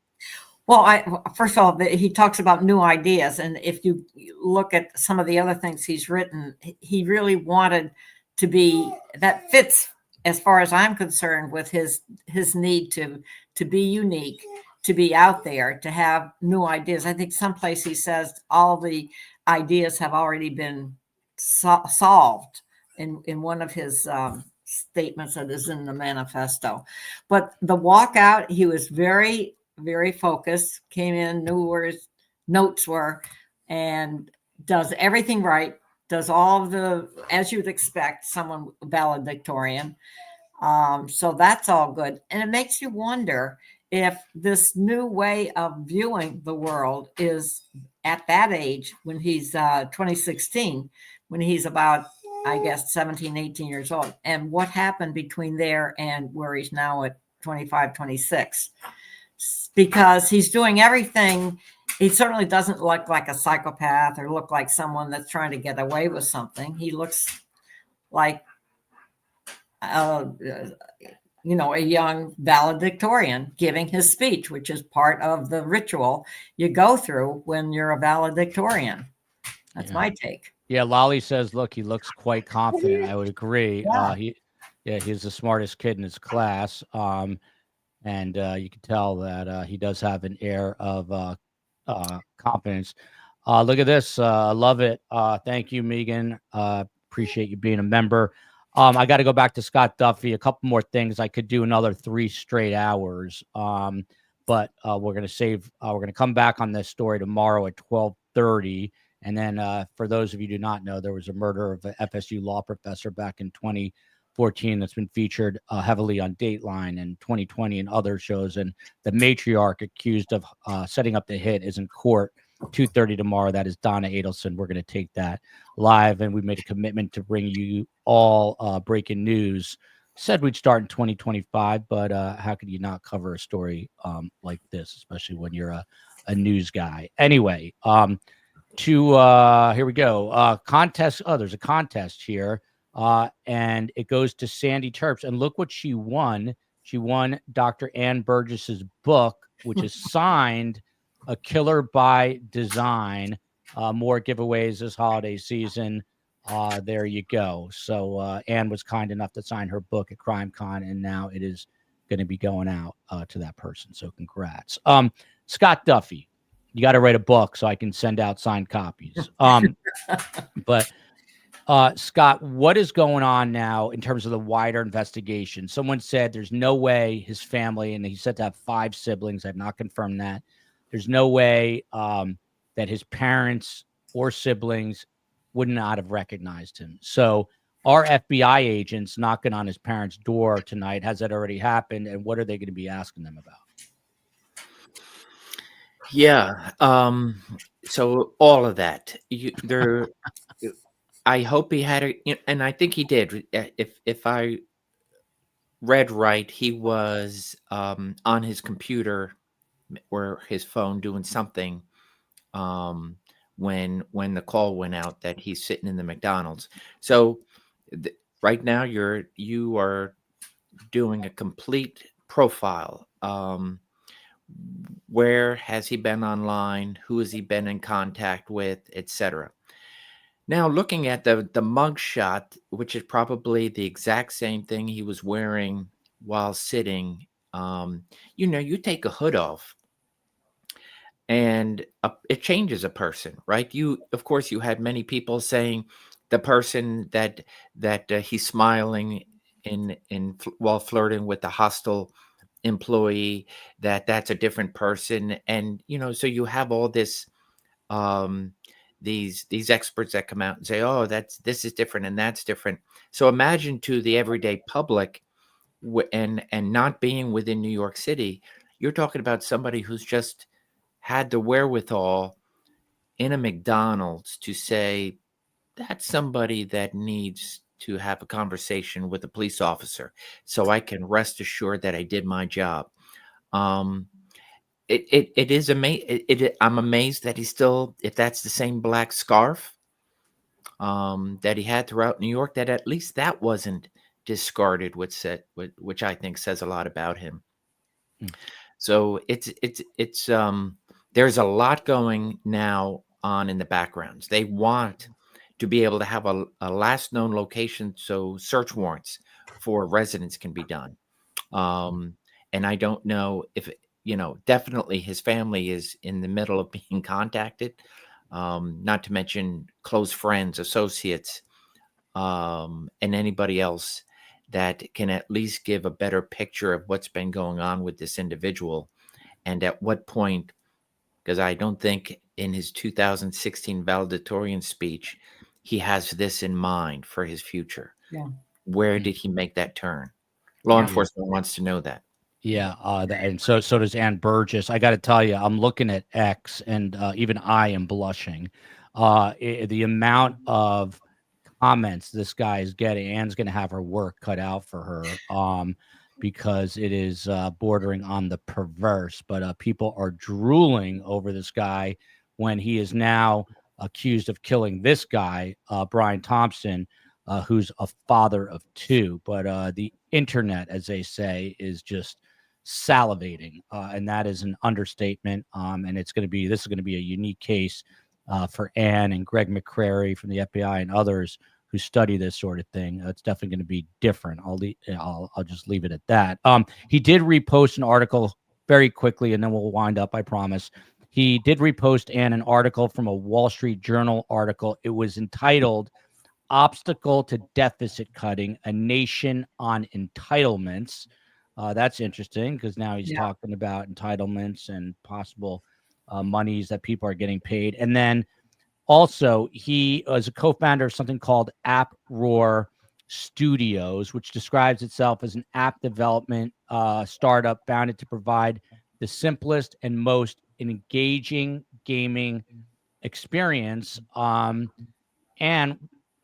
we've seen this with other people. In particular, I remember Adam Lanza, the school shooter in Sandy Hook, who's addicted to video games. Yeah. Do you think this had any bearing on this crime? Rob D'Amico said it's possible. They're so realistic that he could have learned his shooting stance from a video game. Right, he could have, and he was trying to set up an app for it.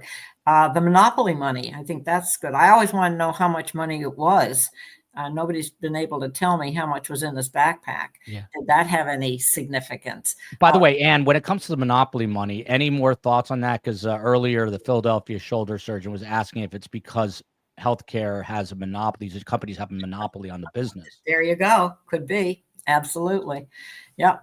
She went to Penn, by the way. She went to Penn. So there you go. Smart minds come from Penn, but not all of them are evil. But what about this video game connection? You think that there is a chance that it's connected? I'm just wondering if he has designed one like this of getting away with murder or something along that line. You'd have to take a look at what he has done because he evidently is very, very adept at it. So that has to be a part of this. Is that when maybe things started to turn for him? Something did. I would agree with everyone that something did. I don't think when in 2016 this was what was in his head. Yeah. Dr. Burgess, do you think he had a mental break? No, I don't think he had a mental break.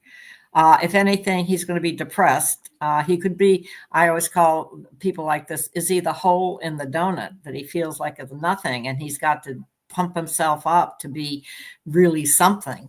And he feels so justified. It had to be done kind of attitude that this is the only way we can break the system, this healthcare problem. Again, that his parents that his family is involved in healthcare, that adds a whole nother layer that we haven't really looked at. But why he picks this particular CEO certainly has some kind of significance. And don't forget, he knew where he was, who's giving him the information of when he leaves the hotel. He left it and only had a few minutes to cross the street to get to the Hilton. I guess it was from the Marriott to the Hilton, and he's caught in that short a time. COE, let me know what we're looking at here. This is obviously from Law and Crime. This looks like it could be an upcoming press conference of sorts in Altoona, because I think I'm seeing, and now we're not seeing it. COE creating mysteries of her own. Hang on one second, everybody. COE, it's your big moment here. Is that a press conference that's about to happen? Yeah, it's a presser without the local press. New York employees there. So I don't know if the guests want to stick around. I was about to wrap, but I'm going to definitely stick around. So thank you, COE. We're going to take this live as soon as it happens, a press conference. Scott Duffy, I was going to get your final thoughts. You're welcome to stick around for the press conference. For those who do not know, Scott joins us every Friday on Great Scott. It's your True Crime Phil with himself and America's most respected detective, Phil Waters, who's investigated over 400 homicides with a 96% clearance rate and a 93% confession rate, which is unheard of in the business. Phil Waters, probably the best at interviewing people. Again, we're waiting on this press conference. Interesting point that was brought up. This tipster is said to be some people are saying it was a McDonald's worker, but most reporting has said it was an elderly person. All joking aside, there is already a fan base out for this guy and people who look at him as a martyr. They have to be careful with this tipster to keep their anonymity, because you don't want anyone crazy going after somebody who thinks that they turned in their hero. How do you deal with that? Scott Duffy. Yeah, and I would say that especially with regards to the money itself, the reward money, I would hope it would double or triple for that caller, and everything done possibly to conceal the identity in this part, young or old, whoever that person is, they did a awesome thing, and they participated in the carriage of justice, regardless, right, of what people say online. This is an individual you don't have to have sympathies for, but it is a human being who is a father, and think alone of his family, and that's what people should be thinking before they post things online. We all have issues with insurance companies and what they do or don't do, but never to the point of taking a life or any type of violence to get their point across. Yeah. I'm just thinking about everybody here. We're grateful for your time. You're welcome to stay for the presser, but if you have to go, no pressure. She's talking to the best guests. Rob D'Amico, before I let you go, if you want to go, this is another news photographer. I'm telling you, they're all the same, but different. Anywhere you go, but this is a photographer doing a sound check here. Scott Duffy, you can see right there is they're doing a white balance for the cameras, and you see that KYW and ABC6. Those are the big Philly stations in-house. They had to drive. Their news director said, you better get your behind over to Altoona, start driving west, and that's what they did. Rob D'Amico, if you're the lead investigator here, a guy named Joe Kenny, kudos to him, NYPD chief of detectives, what do you do now?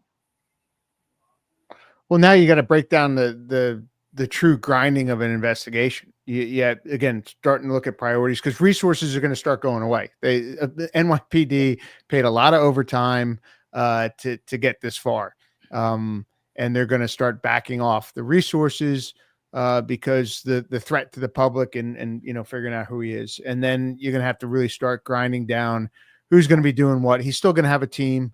And then you're going to have to start figuring things out. Once you get him back, is he actually talking? If he's not talking, and then all this search warrant, all the paperwork starts for searching his social media, his emails, the house he was living at last, and then interviewing all these people who knew him that are somehow connected. And this is where, the adrenaline goes down, because the lead detective was probably, if he was sleeping, it was maybe an hour at his desk.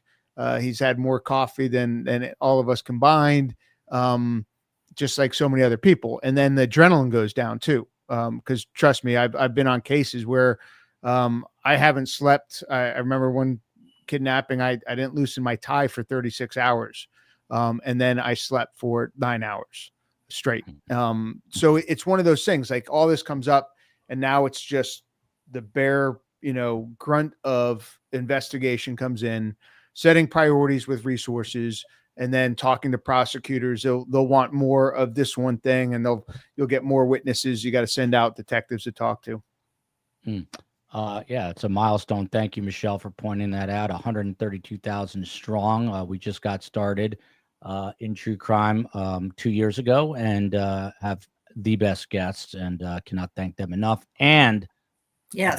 a better community. No, I said but I am going to come to you, Ann. So he also liked, and I'm a huge fan of him as well, but it appears he's a fan, Luigi Mangione is, of Dr. Seuss, because he quoted him from the Lorax, and he gave it 5 stars. And the quote he selected on his Goodreads account was from Dr. Seuss's The Lorax: "Unless someone like you cares a whole awful lot, nothing is going to get better. It's not." Interesting quote. Right, very interesting quote. Right. And so that there you are. Does he feel like nothing further is going to happen? And if he's feeling like that, he can he gives him justification for shooting and killing. It could be an underlying real a depression that is certainly undeclared. But his writing, the things that his attention is what we want to look at. So that's a good quote. Yeah. Scott Duffy, something I'm thinking about. I know as a news guy, you chase a big story and then it's over, and it's kind of anticlimactic. It's kind of like a adrenaline dip. But for investigators, you work so hard to catch the guy. It seems like they have him. Is there sort of that dump? And you heard Rob D'Amico saying now the real investigation starts. It seems like it would be tough to gear up for, quote unquote, the real investigation now that you did all this work to catch this guy. So how do you balance all that? Probably with a good bourbon and a good slice of pizza. Sausage and pepperoni is my go-to. Yeah, this is what detectives live for. What law enforcement they're you have a case where everybody is watching, not to mention your powers that be, your supervisors and ranking staff that are constantly wanting updates. So that takes a lot to manage all the different personalities within your own inner circle of law enforcement. And then, of course, now gearing up for prosecution. And I totally agree with Rob in that assessment. This is where now you have prosecutors are like, now it's in my court. So this is what I need, and I need it yesterday. So it's, as long as I'm sure there are people that say, hey, how come he's not caught yet? 5 days is great. It's not a lot of time, especially for if law enforcement hadn't a DNA hit or a fingerprint hit or somebody that called day one. That's my brother, uncle, whoever, whatever, and he's here right now. So minus that, you were waiting on the public, and so lo and behold, so you have now 5 days of his travel that they can go and get those pieces together, because I can guarantee you prosecution wants it, and don't even know what they're looking for yet, but they want it. So this is, yes, they can sigh relief and maybe calm their bosses, but now they have to deal with their prosecutors as this moves forward. Hey, Rob D'Amico, by the way, we're waiting for a press conference. Go ahead, Rob. This is a press conference that's going to happen. It's already snuck out that some of us are going to have a channel on your other channel, and I'm going to do Inside the Line with Rob is the title. But I talked to you, but I think I'm going to have to do like a happy hour with Rob where we get some of your other guests on. Scott, like, you can pick your favorite drink. I'm going to have bourbon, maybe a pizza, and we just talk about some of the things that we've done, because I think that would be fun. Drinks to loosen you up a little bit, type of thing. So I hope I'm invited. I haven't done anything fun, but I hope I'm invited. Oh, of course. But I think like the more like the bourbon gets out there, maybe a little pizza, Definitely have to have Ann on because we all want to hear her talk. So you tell me what you drink, Ann, and I'm sending a bottle. So Ann drinks from the fountain of youth, Rob D'Amico. That's what she drinks from. And there was it's something probably else. red wine, but Yeah. By the way, Scott, and no hard feelings. Do you guys want to stick around for this press conference? If not, totally your choice. Yeah, I have another meeting, so Okay. I have to say. Uh, So say bye to everybody. That's very, very interesting. And Loves thank everybody's you talk. so much. For those who do not know, Ann is a literal living legend, nursing professor at Boston College, and basically the person that started profiling in this world. Just featured in a Hulu documentary called Mastermind. It's her story. Check it out. And thanks so much, Dr. Burgess. Thanks, Joel. Bye-bye, everybody. Bye-bye. Good night, Ann. Scott Duffy, what's it like for you to be on a panel with Dr. Burgess? You're like a law enforcement geek, if I may call you that. You nerd out on stuff like this. What's it like to be here with Ann Burgess? And by the way, Rob and Scott, do you want to stick around? It's up to you. Yeah, I have to do something at 7:30, but I'll stick around till then. Oh, perfect. It's going to happen before then. Yeah. You'll have me until about 7:10. I'll just jump off. Okay, awesome. But I will, and Rob, I echo Rob's comment right at the start of the show. When you get in front of certain people, you turn into a fangirl and you get nervous. And Ann's reputation throughout. Imagine I'm 97-18. Her reputation before that just brought not only behavioral science but everything that we think. My interviewing skills are based upon things that come out of her work and so forth. So it was pretty cool to have to be on the same panel with her. Yeah, COE, I just sent you something really interesting. Please take a look at it, and if you can, pull it up. I'm not sure if it'll still be in existence. Rob D'Amico, I was going to ask you, I mean, now his Twitter account is suspended. Other things are being suspended. I'm surprised that it took him that long to do it. Who does that? Is that an FBI thing? Some nerd at the FBI? Any of the social medias have actually some probably retired law enforcement folks that work there that are the liaison to law enforcement. And you put the request in, it's got to meet a certain threshold. I screenshotted his whole X why it was still up, because when you sent it to me, I couldn't believe it was still there. I think I made a comment on that on that part of the podcast. I'm like, wow, they haven't shut it down yet.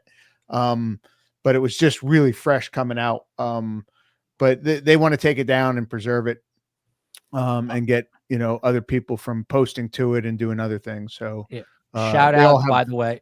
I'm sorry, Rob. I didn't mean to cut you off, but I got some news here. This is Britt K. She just tweeted, and I'll retweet it at Podcast STS. She's a huge help, always here. The criminal complaint, it's super small print. I'm going to try to read it. You see the NYPD officers. This is about to start. So we're going to watch this, and then I'll read you some of this criminal complaint, and then we'll call it a day. COE, the volume's up, I take it, because I'm not hearing anything.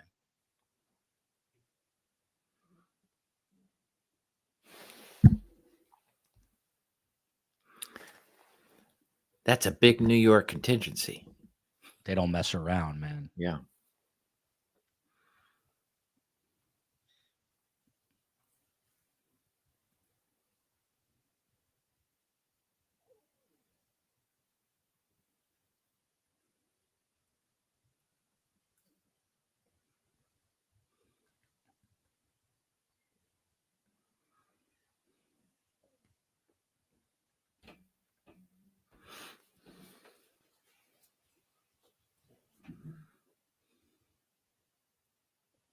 Just waiting for this to get going. Usually you hear some ambient noise. Not yet, but we obviously thank you to Law and Crime for covering this.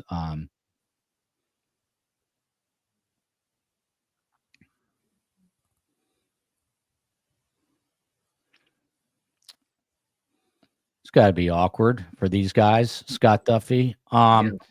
Till it actually gets cranking. Let me start reading some of this criminal complaint, because upon arrival, officers were able to locate the male matching the aforementioned description sitting in the rear of the building at a table He was wearing a blue medical mask and was looking at a silver laptop computer that was placed on the table. The male also had a backpack on the floor near the table he was sitting at. Co-affiant made contact with the male and informed that officers were called to the McDonald's for a suspicious male matching his description. Co-affiant asked the male to pull down his medical mask so he could see his face. The male complied and pulled down his mask. Affiant and co-affiant immediately recognized him as a suspect from New York City incident after seeing photos released of him from media sources. Co-affiant asked the male for identification and provided officers a New Jersey driver's license bearing the name Mark Rosario and a date of birth 7/21/98. So he showed them the fake ID. Affiant took the license and ran the information through the dispatch center. Co-affiant asked the male if he had been to New York recently, and the male became quiet and started to shake. Additional units from the Altoona Police Department arrived on scene to assist affiant and co-affiant in arresting the male. At this time, dispatch was unable to get any information on NCIC with the information provided by officers. Lieutenant Hanley arrived on scene and also ran the information the male provided to officers, but still found no record was able to be found. The male was advised that he was under an official police investigation, and if he lied about his identity, he would be arrested. The male stated that his name was the defendant, Luigi Mangione. Here's the governor, of course, Josh Shapiro, our good friend, with a birth date of 5/98. I'm going to hold it here, and there's no audio. COE. See if we can pick up the audio. Might be on Law and Crime's end. I'm going to try to pick it up elsewhere.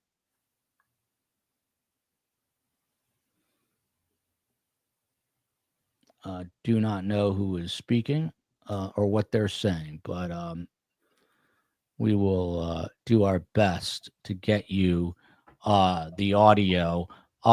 Scott Duffy, while we're waiting. We will take you here now. Can you hear that? Yep. My name is Deputy Chief Derek Swope of the Altoona Police Department.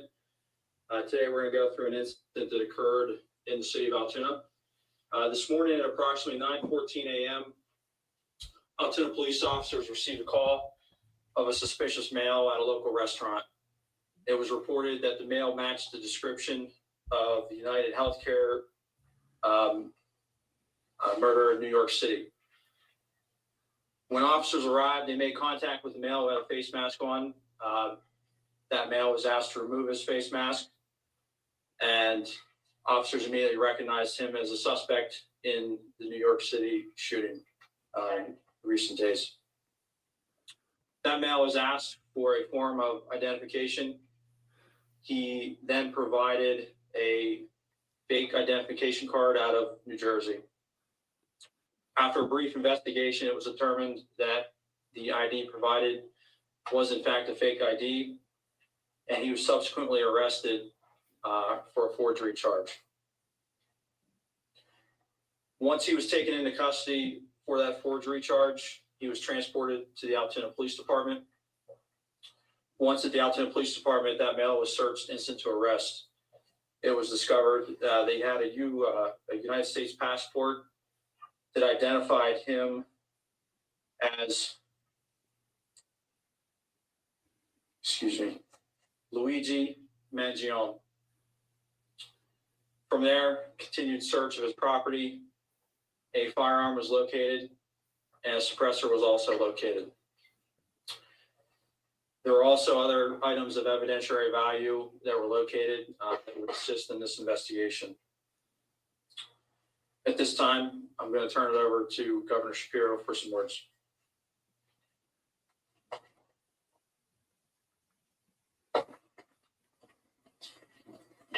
Thank you, Deputy Chief Swope, and let me acknowledge and thank the law enforcement who I'm joined with today, beginning with Lieutenant Colonel Bivens of the Pennsylvania State Police. I want to thank Senior Special Supervisory Agent Zabo from the FBI, and acknowledge NYPD Commissioner Daughtry and the women and men of the NYPD who join us here today, District Attorney Weeks, who you will hear from shortly.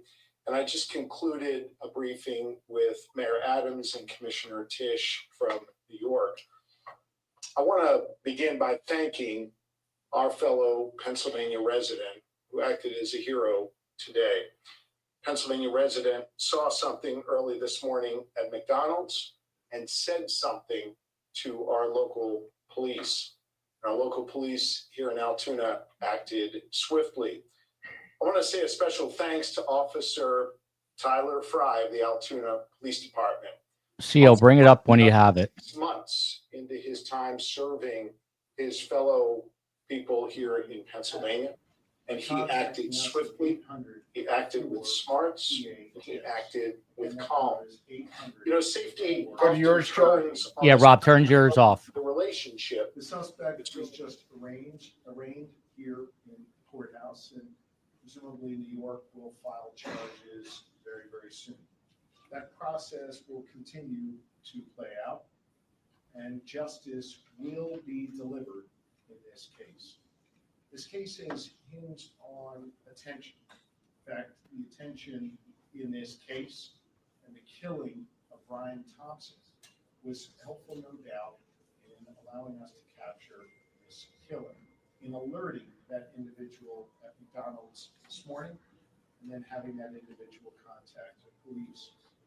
Some attention in this case, especially online, has been deeply disturbing, as some have looked to celebrate instead of condemning this killer. Brian Thompson was a father to two. He was a husband, and he was a friend to many. And yes, he was the CEO of a health insurance company. In America, we do not kill people in cold blood to resolve policy differences or express a viewpoint. I understand people have real frustration with our healthcare system, and I have worked to address that throughout my career. But I have no tolerance, nor should anyone, for one man using an illegal ghost gun to murder someone because he thinks his opinion matters most. In a civil society, we are all less safe when ideologues engage in vigilante justice. In some dark corners, this killer is being hailed as a hero. Hear me on this. He is no hero. The real hero in this story is the person who called 911 at McDonald's this morning. The real heroes every day in our society are the women and men who put on uniforms like these and go out in our communities to keep us safe. This killer was not a hero. He should not be hailed. Mr. Thompson, I understand, was laid to rest earlier today in Minnesota in a private setting. As the conversation continues about this case, let's be mindful not to dehumanize him and make him just an avatar of a system that is disliked by many. He was a father, he was a husband. He did not deserve to die like this on a sidewalk in New York City. I again want to thank all law enforcement present here this evening. Law enforcement works best when it works together. In this case, we have the New York Police Department working together with the Altoona Police Department, working together with our Pennsylvania State Police and our partners at the federal level as well. Everyone came together to solve this case and keep the public safe. I again want to ask my fellow Pennsylvanians if you have any information regarding this suspect or his travels throughout Pennsylvania, please share those tips with us immediately. And with that, I want to thank District Attorney Weeks for his important work today and invite him to the microphone to say a few words. Thank you, Governor Shapiro. Good evening, everyone. I would echo the governor's sentiments. Law enforcement does work at its best when they work together. I'd also like to thank District Attorney Seidel. He and his staff came down from Manhattan District Attorney's office today in record time to assist us at the. Thank you, Governor Shapiro. Good evening, everyone. I would echo the governor's sentiments. Law enforcement does work at its best when they work together. I'd also like to thank District Attorney Seidel. He and his staff came down from Manhattan District Attorney's office today in record time to assist us at the Altoona Police Department. And as the governor stated, the state police, the Altoona Police Department, the FBI, the New York City Police Department, Logan Township Police Department, the Blair County Sheriff's Department, and other agencies all worked together today to do what needed to be done to seek justice. I often brag about how the community in Blair County isn't afraid to say something, to report a crime, to contact local law enforcement. And I've often touted how they've made their community, whether it be Altoona or somewhere else, a safer place to live. And today I submit that a resident from Altoona and the Altoona Police Department helped make New York City a safer place to live and helped to kickstart the process to seek justice for a senseless killing. So again, I'd like to thank everybody, and it's my honor to introduce Deputy Commissioner Daugherty at this time. Thank you. Thank you. Kaz Daugherty. On behalf of the New York City Mayor Eric Adams, my boss, Police Commissioner Jessica Tisch, wants to extend once again their appreciation to the Altoona Police Department, to your leadership team, federals, state, local authorities, and especially to the customer at the McDonald's that seen something, says something, to the McDonald's employee that called 911 and reported this individual inside of their restaurant. The men and women behind me, the detectives, some of these detectives that are standing behind me haven't been home since Tuesday when this incident happened. Wednesday. They've been working this case tirelessly around the clock. And when they got that phone call, immediately they jumped in their car, the police car, and raced down here to go see if this was the individual that we were looking for. That's dedication. That's their commitment to bringing this individual to justice is just standing behind me. And on behalf of the mayor and the police commissioner, they extend their thanks and appreciation to you as well. Here's a message to the criminal element that think that they want to commit a crime in New York City and cross state lines, county lines. The message is very clear. Police Commissioner Tisch's police department will find you and bring you to justice. Just look behind me. Thank you.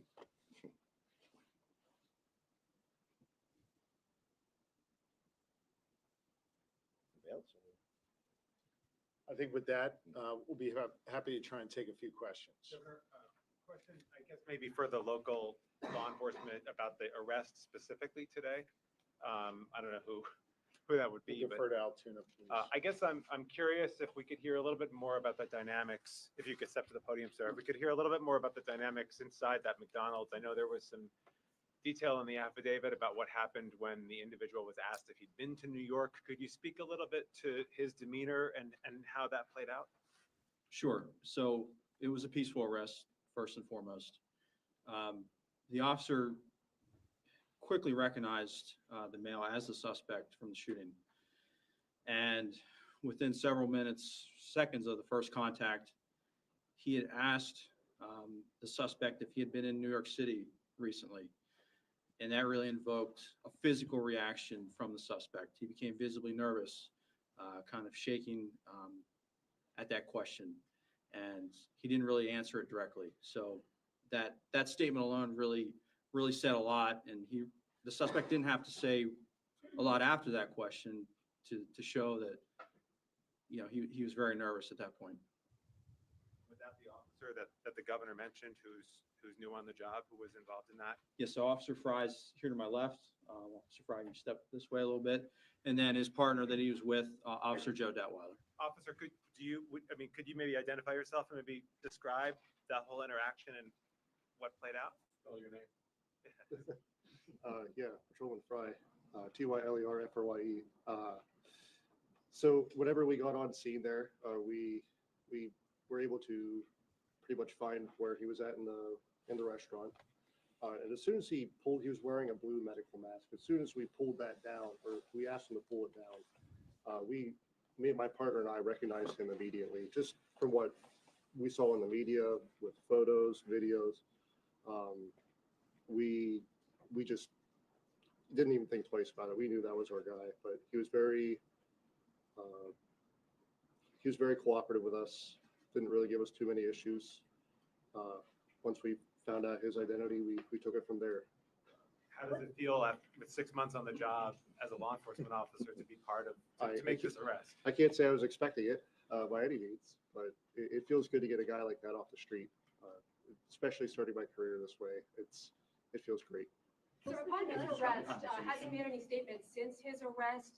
Has he asked for a lawyer yet? To my knowledge, he hasn't made any statements.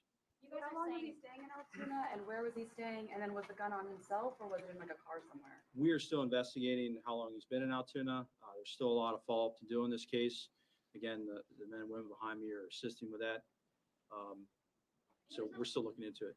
I'm going to ask Lieutenant Colonel Bivens of the Pennsylvania State Police to address the question you just raised. Thank you. So there are a lot of things that need to be followed up yet in this investigation. Certainly, there were a number of items that were found on his person, in his backpack, that have been inventoried, and we've begun to do an analysis of some of those. There were written documents. There are electronic devices that are in the process of being downloaded. Search warrants are obtained. And so over the next hours and days, those efforts will continue. And we're going to take a closer look at all of the information that we can glean from that regarding his activities up until and during the time of the homicide, his flight from New York. And we know that he has been in Pennsylvania, excuse me, for several days. And so part of that investigation will also focus on trying to retrace his steps. We've already identified businesses, for example, that he frequented in this area and activities that he engaged in. That led us to more evidence. And so all of that is becoming kind of a mountain of evidence that has to be analyzed and looked at. I'm confident we'll have a much better idea of his activities over the past number of days in New York and in Pennsylvania.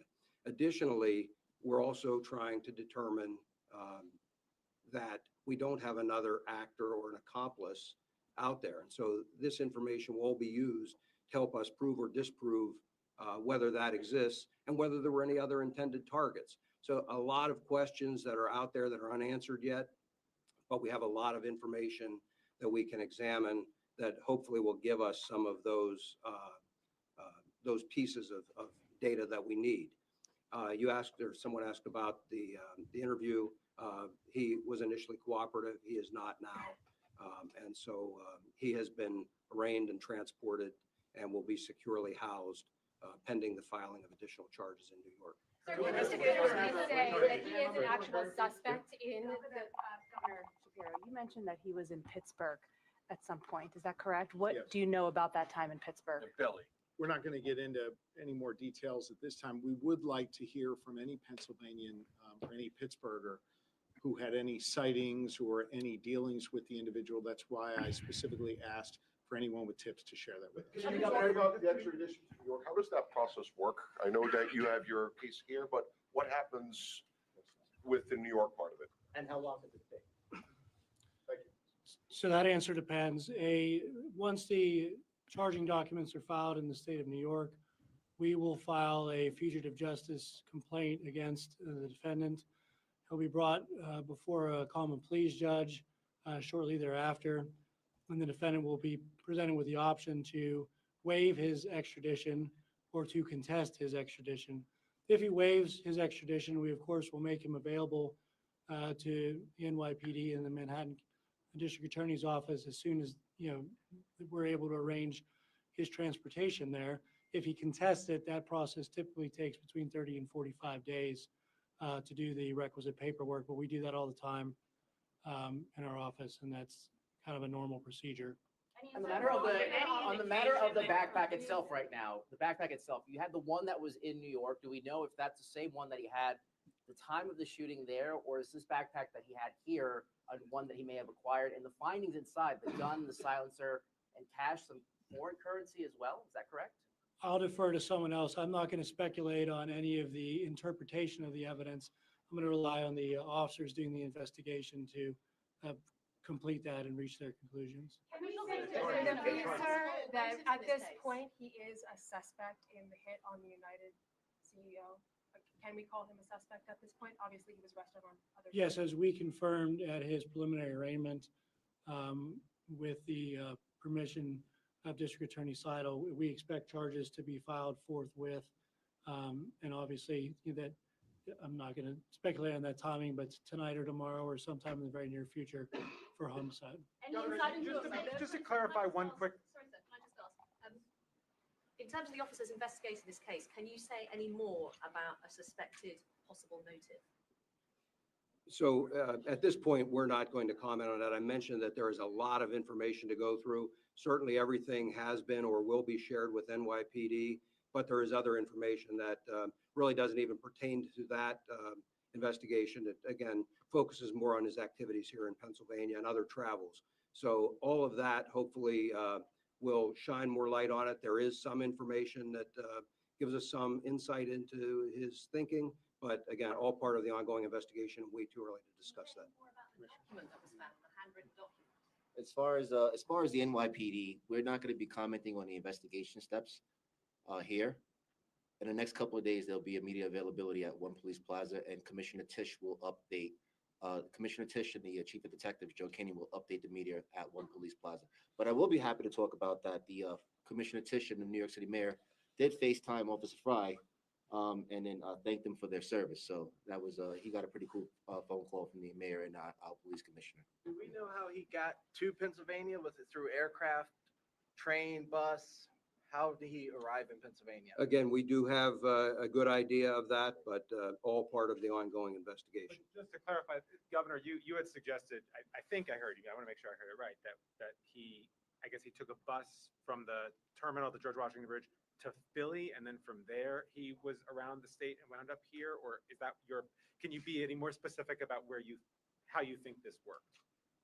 Well, again, I'll jump in as it's all part of the ongoing investigation. And so, yes, we do have a good idea how he got from Philadelphia to Pittsburgh, but there are some gaps in time. And so before we start laying out a timeline of his travel, we really need to work through all of that. And so we know that at some point it is likely he was in a variety of locations across the state, to include Philadelphia, Pittsburgh, and points in between. And then Altoona. So Philadelphia, then Pittsburgh, and then he made his way back here to Altoona. Again, that'll all be part of the, logically, he's caught here in Altoona. So logically, he was in those locations first. But again, the timeline of all of that will be part of the ongoing investigation. How did he manage to evade detection for several days? Obviously, he was caught at the McDonald's this morning. Guy's got to eat. For the past few days, he's been on the run for multiple days at this point. How did he manage to evade detection for so long? So I think, again, as part of the ongoing investigation, when we determine where he's been, where he stayed, those kinds of things, we may be able to answer some of those questions.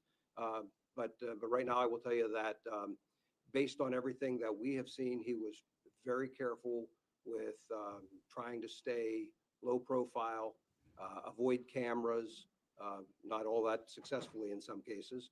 But that was certainly the effort he was making. He took steps to try and,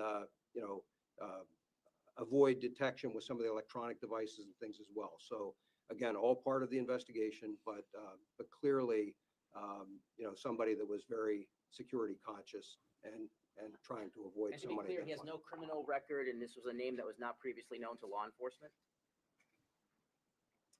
I am not aware of a criminal history on this Could you individual. speak to those tech evasion devices? It was mentioned in the hearing, and then the defendant said that those were waterproofing bags. Could you speak a little bit more to what was taken into evidence today? No, not at this point. Again, I've spoken generally about what's there, but at this point, everything remains under investigation, and we'll have much more information. And New York will certainly have information for you in the future. How confident are you this is the suspect? Is there still a search for any other suspects other than the accomplice or potential accomplice?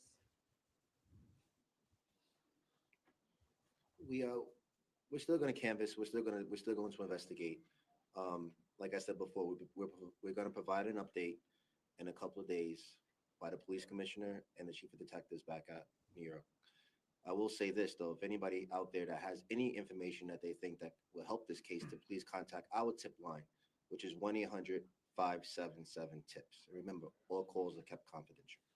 Just to clarify, the customer spoke with the employee called 911. That is my understanding, yes, sir. Was it a customer that recognized the suspect first, told an employee, and the employee rang police? Is that correct? Yes, my understanding, I was just confirming, but my understanding is the employee became suspicious, thought they recognized, and wanted someone to check it out further. Someone referred to a customer earlier, but there was Yes, that's what I'm saying. I'm sorry, did I say the employee? The customer recognized, notified an employee, and wanted someone to check it out further. Can you confirm which restaurant it was? Was it the one on Plank Road? I'm not familiar with the address of that. It's a McDonald's, Someone but in local police know? is that it? Yes, they tell me it is. The suspect disputed the currency. Can you explain why there might have been discrepancy or how much he was found to have? Again, we're not going to talk about what was found in the bag. We have accurately cataloged everything that was in there, and that'll be a matter for the future. DA Weeks, could you repeat what you said in court about that money? I certainly stand by all the comments I made at the preliminary arraignment, but I'm not going to comment any more on the evidence at this time. My comments at preliminary arraignment were in support of my argument for bail. Thank you. We probably have time for one.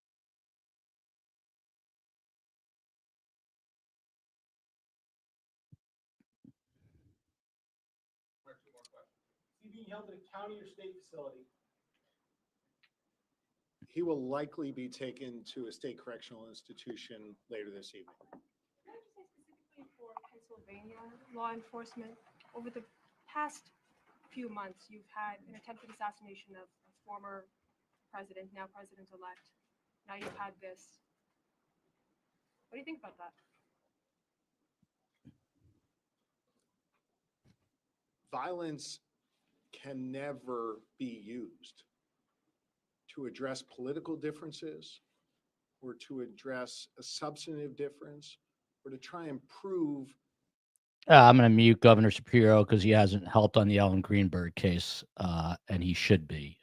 For those of you who do not know, 2011, Ellen Greenberg was stabbed 20 times, 10 to the back of her neck, 2 post-mortem injuries, and the case has never been investigated. And her then fiance is remarried, living a great life. And Governor Shapiro was the attorney general at the time, and I couldn't not mention that, seeing him up there. So he needs to get his act together. Yeah, and I just said it there. PSS here. Philadelphia is laughing at me. Rob D'Amico, to you. A couple of things here that we just learned, and then I got to let you go at the bottom of the hour, and I'll let myself go at the bottom of the hour. We've been back on for 2 hours, 22 minutes, 54 seconds. We did about that, if not more, earlier today when we heard that they had someone of interest in custody. But the question all day, people have been yelling at me, it's an elderly McDonald's employee. I was right. It was not an elderly employee. It sounds like it was an elderly person at the restaurant who then wanted help from a McDonald's employee. They worked together.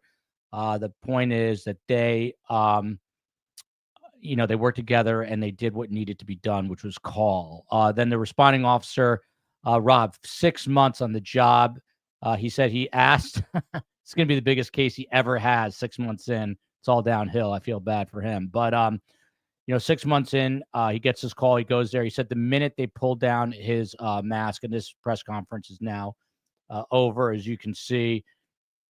Today should really be about Brian Thompson, the CEO, who has gone down. But, of course, the headlines here or that the shooter, Luigi Mangione, has been arrested. The alleged shooter, obviously, he's got to have his day in court.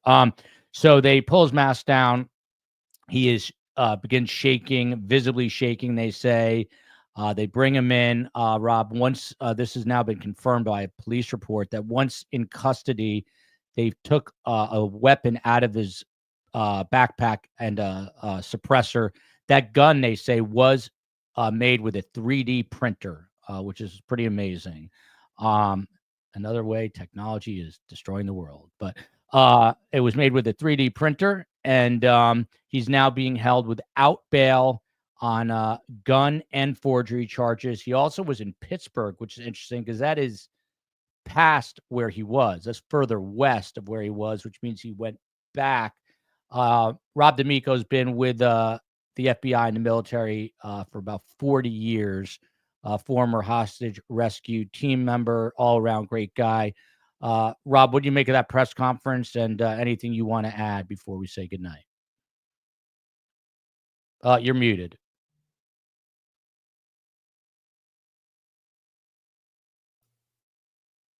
Facts out. Oh, there you go. Yeah, it got the facts out, and then it got to the point where, you know, the questions got silly, and, you know, you got to know where to cut those ones off, because they're not going to answer certain ones, especially about the investigation. They put out, hey, if you saw him, you know, gave the number.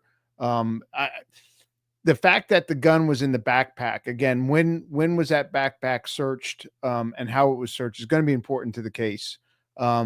Because a Terry stop, you're allowed to pat someone down for your safety. Then if you decide that you're going to arrest them for giving a false identification card, then that backpack, since you're going to bring them into the station, you can actually inventory that backpack so you know what he has to give it back, and then you can find it. So there's some legal stuff in there. I think they're fine with it. And it was, again, you know, the guy's going to be going after like people egging houses later, and, you know, he's just going to relate to everyone about the biggest story that he's ever going to have. Hopefully he wins Officer of the Week. You know, hopefully McDonald's like gives him some free coffee and stuff. I hope they match the rewards for each one of those two people. I hope GoFundMe, you know, maybe triples it or double, you know, quadruples it or something. But again, it's one of these things that we said in the beginning. Someone in the public's going to see him. I want to know, like, did his family not see him on the news and not say anything? There's some things out there, but I'm about to go off. I got to do a taping for Good Morning Great Britain is asking me to do a taping, so I'm now going across the pond for some news. I love it. Do me a favor, ask them if they stole you from us. I'm curious. I bet you they did. But Rob D'Amico, awesome to have you. FBI Special Agent D'Amico to me. You're my go-to now. Like, you're my first choice, and we're going to do this channel, and we're going to start covering live events like this, because the audience gets to participate instead of just being told what the anchors want to ask. And I think that's the way to do it. Absolutely. We are taking true crime to the next level. Thanks, Rob. I'm going to bounce you out here. Amazing best guest, as always. For those of you who are new to the channel, I know a lot of people tuned in.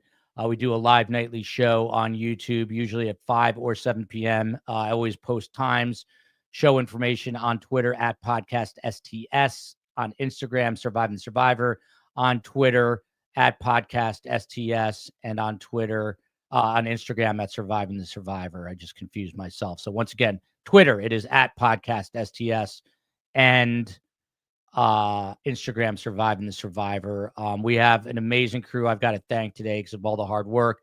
The COE, she's the chief of everything, aka my wife. We call her Bugs at home. The COE, or the co here.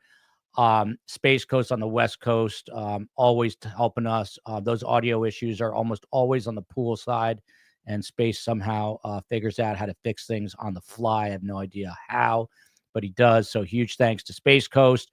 Big thanks to my mother-in-law, SD Sandy, who flagged us on this news. She's becoming a news junkie now, and flagged us on this first thing this morning. Shout out to her. Of course, Steve Cohen, the best booker in the business, and the mods. No better mods anywhere. I'm always afraid to say the names because I'm always fearful I will miss one or two, but they know who they are. And I always say best guess, better community. Special shout out to Scott Duffy for coming on, and shout out to the legend, Dr. Ann Burgess. We're going to be back tomorrow at 12:30 covering this again. Thank you, Neely. There will be developments in this. And then we've got Donna Sue Adelson in court at 2:30 p.m. and a show about what transpired in court, unless there's big breaking news here. That is the plan for tomorrow. We go one day, one step at a time. Thank you to Crash Duh or Day or Duh. I'm not sure, but thank you. Please hit the like button on the way out. Please subscribe. And again, this is what it's all about today. Brian Thompson, he was laid to rest today. He's the father of two. Those kids will never be the same. His wife will never be the same. This was a smart guy, this Luigi Mangione. He could have done good things in the world. Instead, he will likely rot in prison. Brian Thompson's kids will carry on his legacy, and they, I'm sure, will flourish. Love you, America. See you tomorrow, 12:30 p.m. Eastern Time.